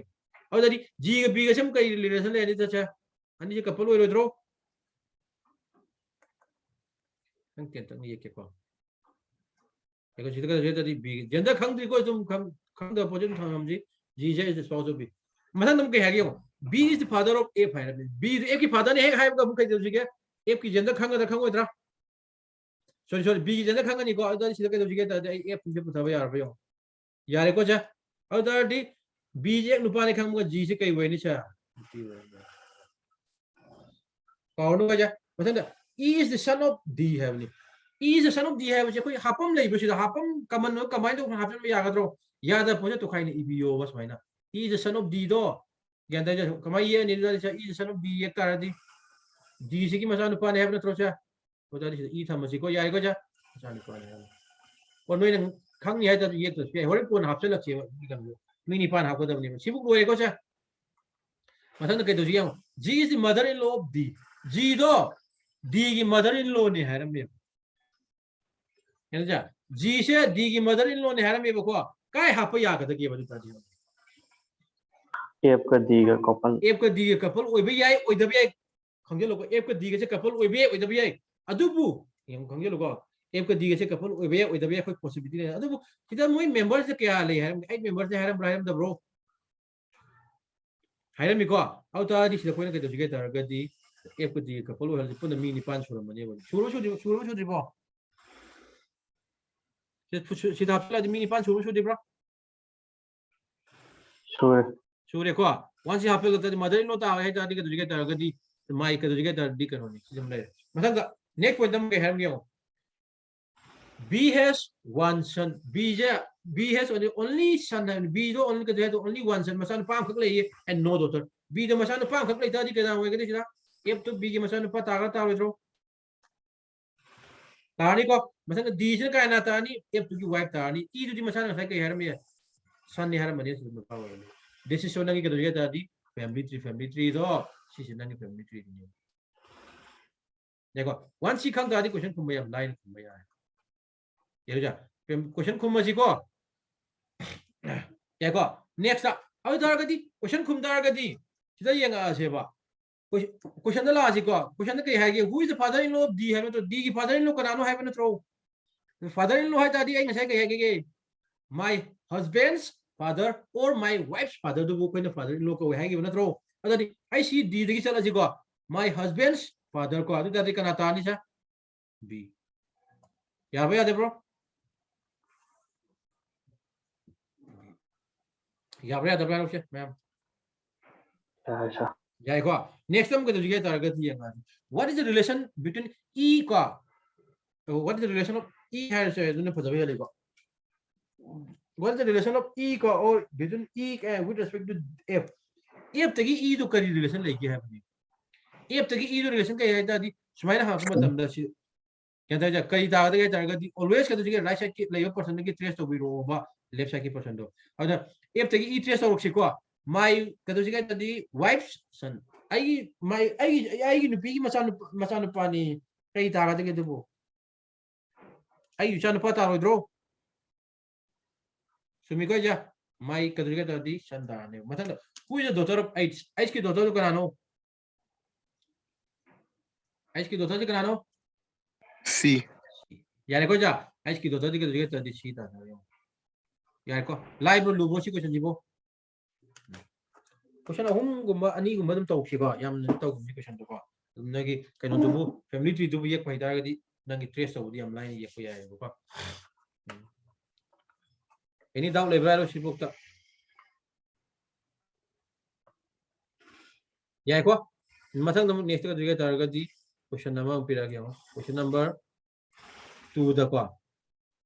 यार को question number 2 दा यो try तो उसी को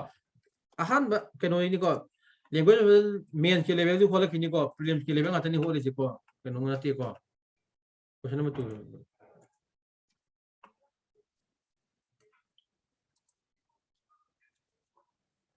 खंगदब नोन खलमगनीबको a shortcut लेब्रनेगा खलम शॉर्टकट अमत लेते को काउ को क्वेश्चन नंबर 3 क्वेश्चन नंबर 1 को से शॉर्टकट ले हाइबो ओजा दो मना पीब याई को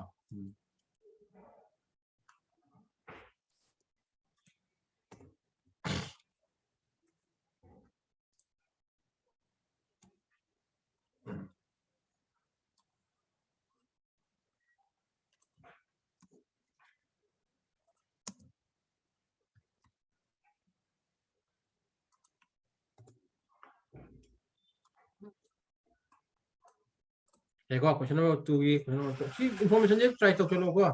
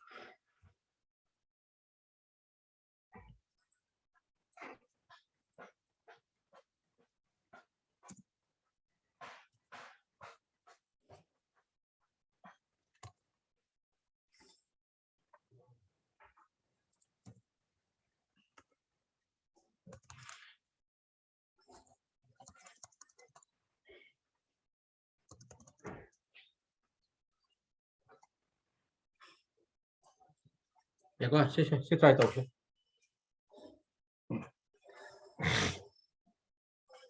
तारगदी तारे तुम हेरो को क्वेश्चन लाइव नहीं क्वेश्चन लूज बनी को ಅದು ಒಂದು ಯಾವ ತಬನಿ को फ्रेंड मेन लेवल और kan ने लूज छिको हा मेगी प्रीलिम्स लेवल का सकरा हन वो छिको असी की प्रीलिम्स लेवल तो होची नेक्स्ट क्लास का कोन मेन लेवल होची को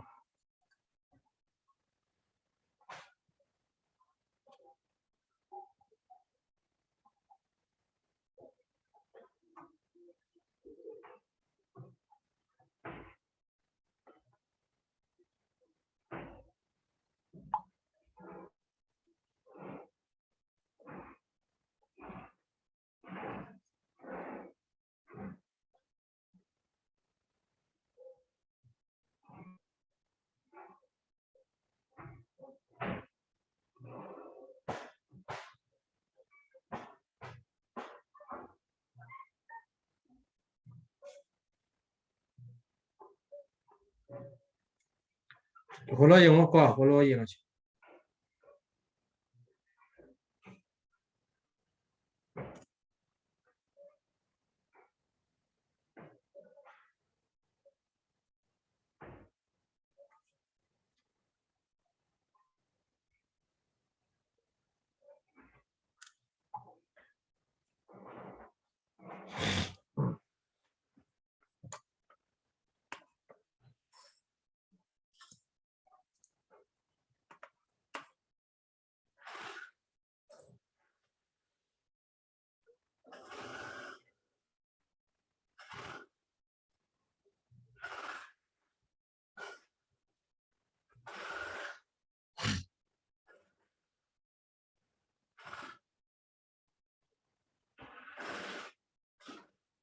होलो सिरो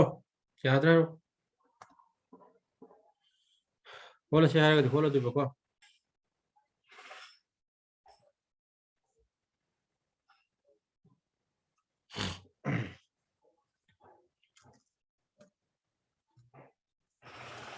देखो जा there are the 7 members in the family है मुनि को ये 7 members हैं खंगे लोको and graduate the a digina जीव पिरम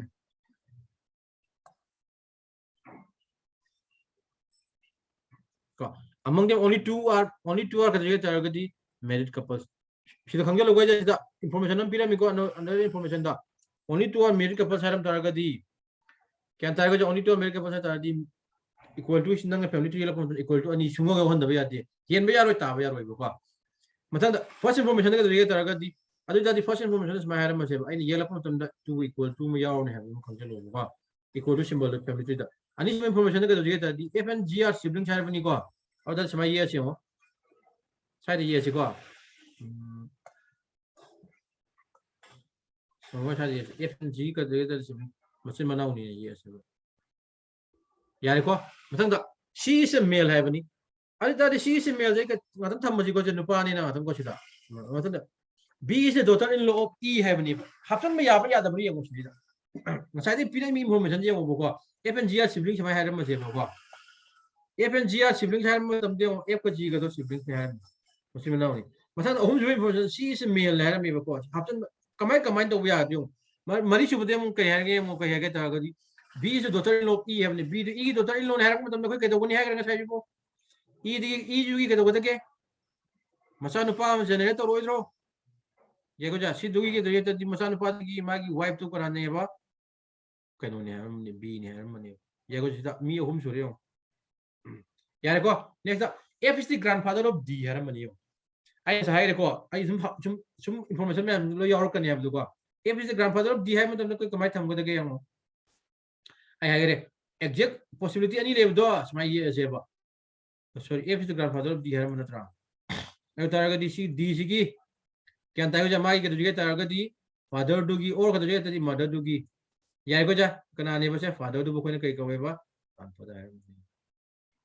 Can you never say? Next, G is a sister in law of E. G to E sister in law. 6 information. Half am the other new qua. Other G to E sister in law had to get to come here. Can you have? I E gender come bro. E gender come come the barrel. Yeah, E gender come. She's a half up. She's a half up for ya before. After for ya target, the quick to get an E gender come the Minamagi to get E to gi. Either the power on the pillow or Sevako, Madugi to get the brother Dugi. Cantaja, can I be able to give a possibility? Can't I go any point? But E dog to get Argadi, Mother Nupao looked Argadi. Cantaja, Nupao looked at the get Argadi Magi, Lupi Dugi, Kaidagadaba. Sorry, my E Dugi. Honor the Malaysia. Jesus is very low, but the get Argadi E have a throw. Other the E my wife to be sister dog to get Argadi Gita name. The possibility of money go. But E. and Gaja, E do get an opinion of Argadi. Come out to get Argadi Magi husband to give sister dog, Matu to get the G. Possibility of whom name lazy. Possibility sing in no yet, 100 years ago. As I got Matam, next question, Matam Lap, the command skip to go to get one hierarchy. Yaragaja, A has to get the 2 children go. To get the A has 2 children go. Kanakano Targadi, C and the D. A get to get the Masani lay, she get the guy. How Targadi, how she got to get A is get the Masani lay, Hermi throw the 7 information they get to get Targadi, Kana labor, Nupa and Peter country go. My Masani lake and I never see a digger. Yaragaja, I don't get to get the she get the D. Look, I know Targadi. Who I was there. Who information always can I look at the might tongue always look when you go. I don't know D. Get the D. But the Nangi family to come here can you? She is no pan pyramid. So she's in the Pani Pyramid, or she from touch of yeah, go, she's in the Pani Pyramid. Yeah, E in the pyramid. E in the pyramid, the Braham. Pyramid, they call. Next with them, Haram hit a deal. F and the G are siblings, them Hiram Brahim, the Brahma Hiram Moyose. Hiram Brahim the bro. F could G siblings, the Hiram Brahim the bro. Hiram go. Out of the information, ja. She information, she happen up here. You go, she F G Rimata magic has been welcome handed. She did the G those siblings will have information, you Hiram Deva. But do she Matuna Aniji Lok Targadi? You go, Aniji Lok Targadi, G siblings of Pangro Pang the Brim. I don't know how bear, depending upon information. Mahata for them can have FC grandfather named Hiram Brahim the bro. Hiram go. Are you targeted? FC grandfather named Hiram Targadi. Because you get the Dingosita here and Sana was it. She happened with the siblings and equity to siblings. She happened, she information happened within Sana or Rio. Tanega, I do point to last him. I do like that to get the F up to last him. क्या ताई सिदा का तुझे तरगदी possibility दा sorry सिदा का half बजे क्या f hapsela aji equal to money kai तुझे husband wife कोई नहीं को जा यारे को अदु सिदा का हाफ बजे क्या जी हाफ बजे साना ना बसिला इनी को जा मथंग दम का तुझे तरगदी आई तदी ई जेंडर दा नुपी वेनी यारे को मथंग दम kai तुझे तरगदी f तुगी kai तुझे grandson ना granddaughter d ना ले ना थ्रोसिबो लई को d से का तुझे तदी grandson हैरम हैरम दे केम हैरम देखो d जेंडर क्या और तदी होजी कोना लास्ट d द नुपी ना अदु d सी माई का तुझे फादर ना तभी मदर से e नहीं ले ना थ्रो आई से मी पुना क्या सो गया 1 2 3 4 5 शुरू में थ्रो मखा सी दी आपसे लगा दे याम लाइन ताबा या इंफॉर्मेशन आई से सी आपसे लगा ये को जा सी दुम गा का तुझे तरगदी d दुम से आपसे लगा एनी डाउट लेबर दबाय हो अदर ए से हापदी नंग फैमिली मेंबर मी तरे फंगामनी कपल अनि फंगामनी इंफॉर्मेशन लोयना सुन फंगबा ngambang ngam बारो इंफॉर्मेशन जे लोय सुन फंगबा ngam जिबो फंगे सर फंगे को सी हापसन बसे कावगनो हापसन कमाय यंगे हापसन इंफॉर्मेशन दो नैनरा का एनालाइज तोर का यम लाइन हाप यागनी नत्रगा हेक्ता हेक्ता अमदि ता हुजला येक्ता दि मथा यम सानी अदुना नंगी पॉसिबिलिटी से करम करम ने साना गदगी हाइबदो मदु एनालाइसिस तोर का यम लाइन कुम यागनी इंफॉर्मेशन अमगा क्रेडिट तादी कलेक्टिव इंफॉर्मेशन अमा येंग मा यम मथौ ताय बको याय को अदु नंगी डिसीजन नंगी क्रेडिट तादी फैमिली ती नि क्वेश्चन कुमो सके के तादे हेरो First question: how many female members are there in the family? Female members are there. Iki doni. Nupi masing do plus minus masing do count doro. Female members are there minus masing count doro. 1 ne, 2 ne, 3 ne, and 4 ne. 4 le ko se. Brother, what is the relation between G with respect to F? F tagi ne G relation to kai ta ga ba. F tagi G to kai relation no. Ha. Sister My sister ta ro idra ne. Tare ko ja ka tagi only a single one jana sister ta. Yarum bra, yarum. Yarum yang ano option chum chum magadi ka. Yai ko. मतलब who is the husband of B? B के husband को करानो है. B husband नहीं कराता नहीं जाती. ए ये तारे को. सी बुक तो any doubt लेबर लेता है रो में.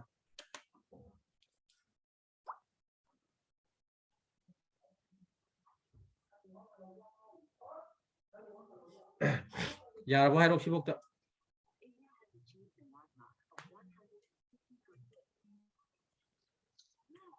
Ay class na ulit nga itong letter of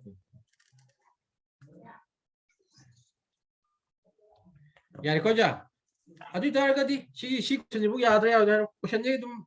याम काय ना फज कनोगी वाते हफ्तो का फिर नंगी एनालिसिस तो कितन फजन तो उतार दी लाइन में ये है बनी तो को अच्छा ये दोनों डायरेक्ट हाफ याद रो से हां मेरे क्वेश्चन ने डायरेक्ट हाफ याद हम लोन अमग लोन मरी लेना पिरम रा सिदी हेक्ते पिरम दबा हेक्ते मरी लेना पिरम होइबा इंफॉर्मेशन तो हां खंगद्री बुकटी हम कर तो यार होइबा याद है उसी बुक तो एनी डाउट लेबो मैं हमको यारे सर यारे को अददी नेक्स्ट का दोजिगे तरगदी नेक्स्ट क्वेश्चन अमा पिरके बको करेगा खितंग याम तो खिरा खितंग याम दब तो खिरा क्वेश्चन खितंग लुसल लखिरा अरो अराय तो खिरा खितंग लुसल तो खिरा रो नोगे ओपिनियन है रो खितंग लुसन जिरा खितंग लाइसन जिरा है रो खितंग लुसन से सर खितंग लुसन जे बको ओके यारे तरगदी मी मसिंग अमा हाफसल लखिए बको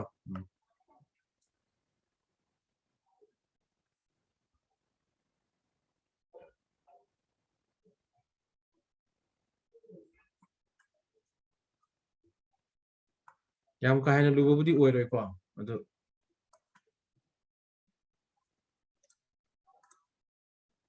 जो खजिक खजिक सिम हाफसल लखिए बको मथंग दे सुम मथंग नेक्स्ट क्लास लाख में तुम फजना अरुब तौसी को असी द हान क्लास नि को क्वेश्चन नंबर 3 सुबदा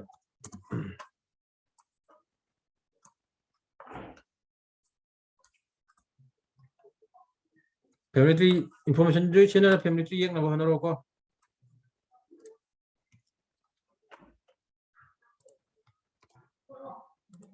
क्वेश्चन नंबर 1 को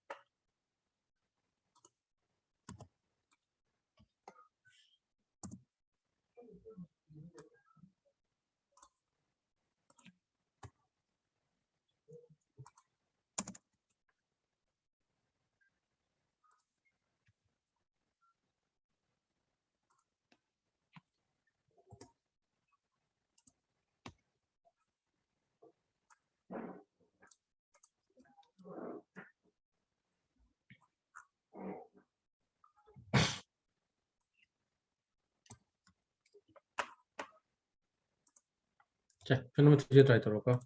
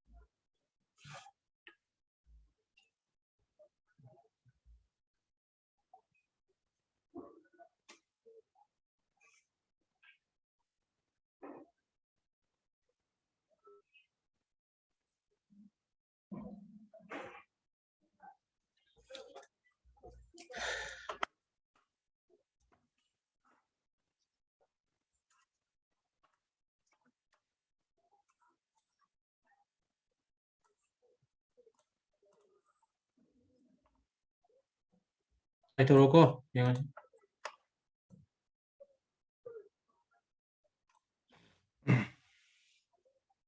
Amina sudah pernah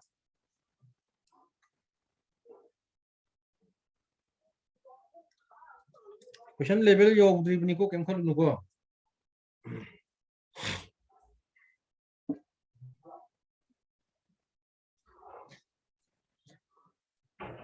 bola sirai noi try to kya bro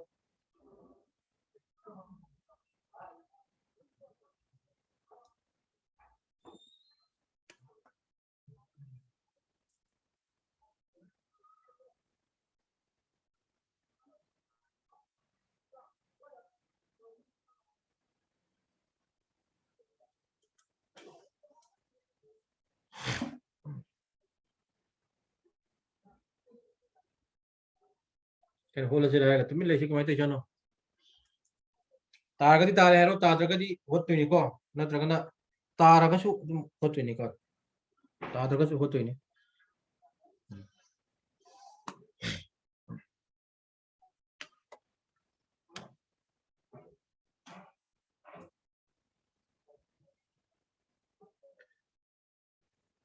खाला मेन स्पीड तो होत तप कोत नते को कईना तारगदी अखोय दिनै खंगनबा न इन डिटेल अमम तवरगा होतपगी तप मानबै वानी नोइना खतम थुजरगा याम थुन होत याबो अनका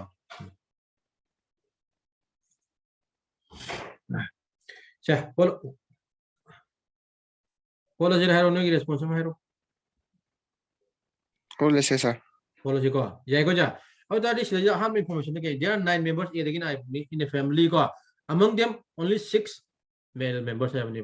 mi nupa taru khatane have ni ko da dei oran ye ko matam da family to ye ko person information da plus symbol do ke do jige tari taru yo do ya plus taru yo do ya ro ko yare ko this is grandmother of I this is I grandmother ne have ni I who has no children I macha am ta leiti have ni ko yare ko अब da first information de ke do jige tara ga di grandmother of I have matam da samai ye si ko khitang samjala si ko di thamaji grandmother have ni female ho ni ko I see के तुझे तादी mother तरह का father की छुट्टी की चला नहीं को या तो इसके कनाल लेने आई की मसाम तो लेती है नहीं को और तादी इसलिए तो कोई नहीं पॉइंट हम कदम खाए मुझे सही तो ना नंग ना second generation first generation third generation है इंफॉर्मेशन हम लाकर नहीं वो को क्या था क्या अच्छी की इंफॉर्मेशन जी की मतुंग की नदी ये क्या सी की इंफॉर्मेशन जी की मतुंग की नदी दी से सी को कोई कहीं को गए तादी फर्स्ट जनरेशन को नहीं मतलब तो लेने में ये को लेने में ना सेकंड जनरेशन सी जिन्हें कहते हैं तादी सेकंड जनरेशन को नहीं कहते जा सी जिन्हें कहते हैं तादी माचा मागी थर्ड जनरेशन को नहीं क्या जा कौन तो होजिक तू ने डिसाइड तो यूम सी होरेन मतुंग इन मागी होरेन फाइनल फैमिली ट्री तारा का जनरेशन डिफाइन तौचे डिसाइड तौचे बको यारे को जा नेक्स्ट पॉइंट तमु यंगा से शिबुक ले को मतंदा बी इज दी कदरिगे दी daughter of A B से A की daughter ने है बनेबा क्या था जा whose spouse is alive है बनेबा B से A की daughter नहीं है तो whose है बसे कनाई की लोगो देखे तादी कनाई लोगो देखे तादी A की लोगो नहीं कौन को जे whose who है बता ना मैं हम सिंह जा देखे तादी माई थंगा पर्सनल लोगो नहीं बा तो हम जो इंफॉर्मेशन देखे तादी B से कदरिगे तादी A की कदर से बा daughter नहीं है बने यार को जा अदु कदरिगे तादी A की spouse तो alive कोई है बने alive कोई है जरा कदी मागी वाइफ नत्रगना कदरिगे तादी हस्बैंड ले है नत्रो A की कनानो दी हायरम दी जिपु के नदी मागी हस्बैंड नत्र वाइफ ले है नत्रो जिपो शिबु यारे को जा हम सब इंफॉर्मेशन दा मतलब नमु यंगा से I is the daughter of G Hiram I तो G की daughter नहीं I से खंगे बको अतो I जे इस daughter ने माइनस अलसु यारे को और मरी सब इंफॉर्मेशन कमाई थमजिगे तरगदी हो I से G की daughter ने तरगदी समय थमजि सिदा I G जेंडर खंगदबनिना हापचल लखिगुम जे बको कई वेचा यारे को मतलब नमु यंगा से H and F को are brothers and both are sides of G है H के F का दो मचिन मनाओ brothers ने है बने बा N के दुनिया तदी both are sides of G G की मसांग आते नहीं है बने और तदी काय हापनी से तदी G का I का सॉरी H का F को मतलब का दुनिया I के मतलब मोए जो सिबलिंग्स ले रम गदा ले रम तो सिबो brothers का है मनी का दुनिया तरगा दी इधर H brother F कई वेने बचा मेल वेनी F अदुगा H का I के मतलब का रिलेशन लेने है तरगा दी मोए अनि मुक्त सिबलिंग्स लेने H का एक बचे I का सिबलिंग्स मिलने सी याबरे याद में सिबुक यारे सर यारे को नेक्स्ट पॉइंट हम कह गए A is married to D है में A तो D से मेरिट तो है दी हफ्ते में आराम नहीं जिंदगी वो हफ्ते में याबरे याद में तो खाई फैमिली ट्री में ये छिना कमन में फैमिली ट्री में कॉमन में यस कमन में ये छिको सिदा हफ्ते लगम से गाउ दना मुगा और तो ये छिदा ये लागी हो A तो D से मेरिट तो है में सी खंग मुगा तो तार दी A तो हस्बैंड हो नहीं यार को जैसे कना ये से बा D है से हो यार को B सी की A सी की मसान पी में ले है मनी यार को जा इकदुजे तरगदी A सी की दुजे तरदी मसान पी में कनानो B ने B सी की daughter सी कदुजे तरदी हो कई है कई तरगदी कनो में है मेबा B सी की कदुजे के सॉरी D से कदुजे तरदी I सी D की daughter कनो ने कई ग्रैंड daughter तारनी को G I सी की फादर तक मदर से कराने हैं मैं तरदी G वरीबा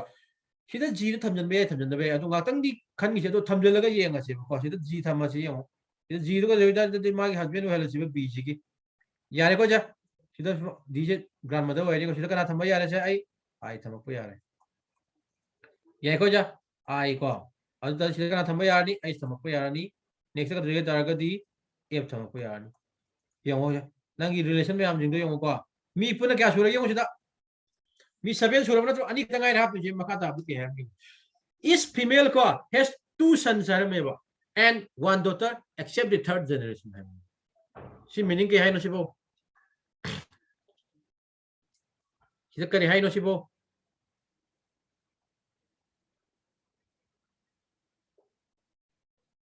सिदा के है नो हेरो यमो फीमेल अनी दो क्या था फीमेल अनी दो का जो तरगा दी सिदा फीमेल अहुम वेनी को नुपा तरुक इदादी नुपी क्या वगैरह नुपी अहुम वेनी बको नुपी अममम दो कदरिगे तरगदी मसा नुपा अनी लई मसा नुपी मसा नुपा अनी मसा नुपी लई है बनी एक्सेप्ट थर्ड जनरेशन फीमेल है सीने वाले दादी सिदा सी जी बुकी यारे को जब फीमेल से माई मका और दादी सिदा कोई कना कना हाबा को यागदगे बी सी की कदरिगे दादी ब्रदर हो लगा द बी सी की कदरिगे दादी ब्रदर अनी मो है याने मसा नुपा अनी मचा कदरिगे तरगदी मचा नुपी मो ले से सिदा डी से फीमेल नत्रा भाई इसी डी है फीमेल से सिगी मचा नुपा अनीम गा मचा नुपी मो लेगे दबनी है बनेबा और दारे सिदा कदरिगे तरगदी मचा नुपा नी हफ्ते लगदा नंगे अच्छा लोबे यारे सिखांगा निको से मैम चा और दारे लेहुरी कना लेहुरी के हारो पसंद कना लेहुरी हारो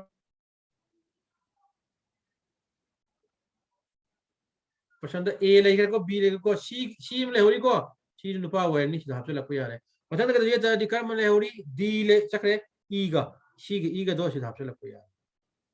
सी इंफॉर्मेशन जी याबे याद मेरो से मी मापन सुरबो मी मापन सुरबो सुद्रिबारो सिदा Any doubt labor she have to consider.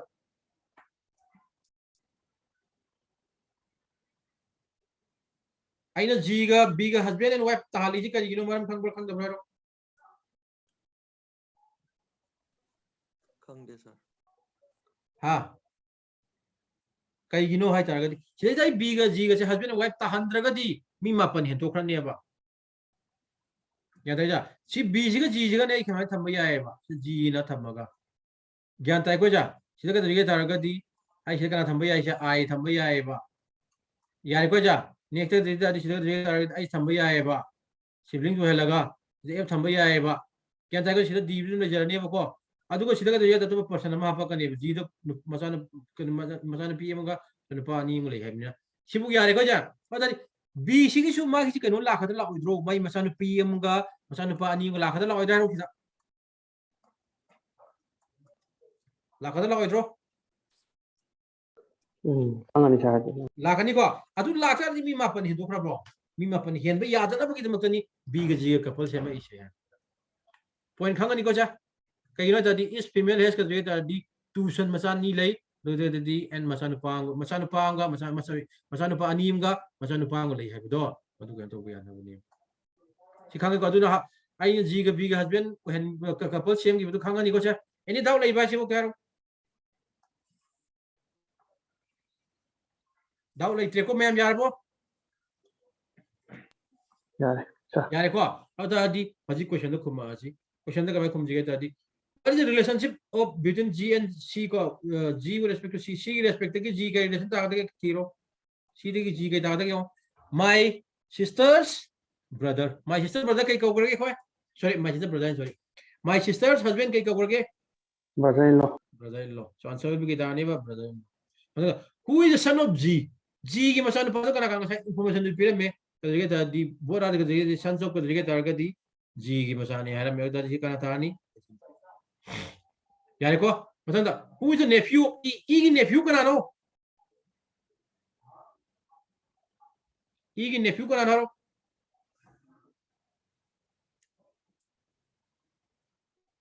Iggy nephew Canano is that High school Epco or sir. Ice Epo Wagadaba never call. Cantaja. Say that who is the nephew E. Harakumatam da? G sim or Kange, Cantaja. B sims or Kange. Cantaja, A sims or Kange. How that nephew P. Harakumatam the ice in the Popia, the Roshi option again. None of this court can go. Cantaiko any person. Who are the nephews of E. Hanapanateva? E. nephew to Karamano Hamani Ocean Marie again. Yarbo, Henny Ponchibo. Khang. Yareko, I do not answer the ice in the Pio. None of this having meaning is the Mataka Manga says not Marie, so Mataka P. option Marija, the Yauk de have none of this having meaning. Kangelo Kwaja. I don't know who is the nephew, E. Harakumatam, the answer the ice in the Bio. Down to Lake Tecomachi Adro. Yadaro. Any doubt label at the Varo she booked up. No, you can talk with first class Nicoha. Can we just an example question for one by one? High next class Lakmatam, the level of Kachika. Ado materials in high give to Kajeva. What's a group to share to Raroy? The quick class notes, what's a group to share to Raroy? Kadoshika, application the share to Rokani, application to come Kanda, Besama, the banking course, January 2022 application the create to Gravani, Madu the Sangaga,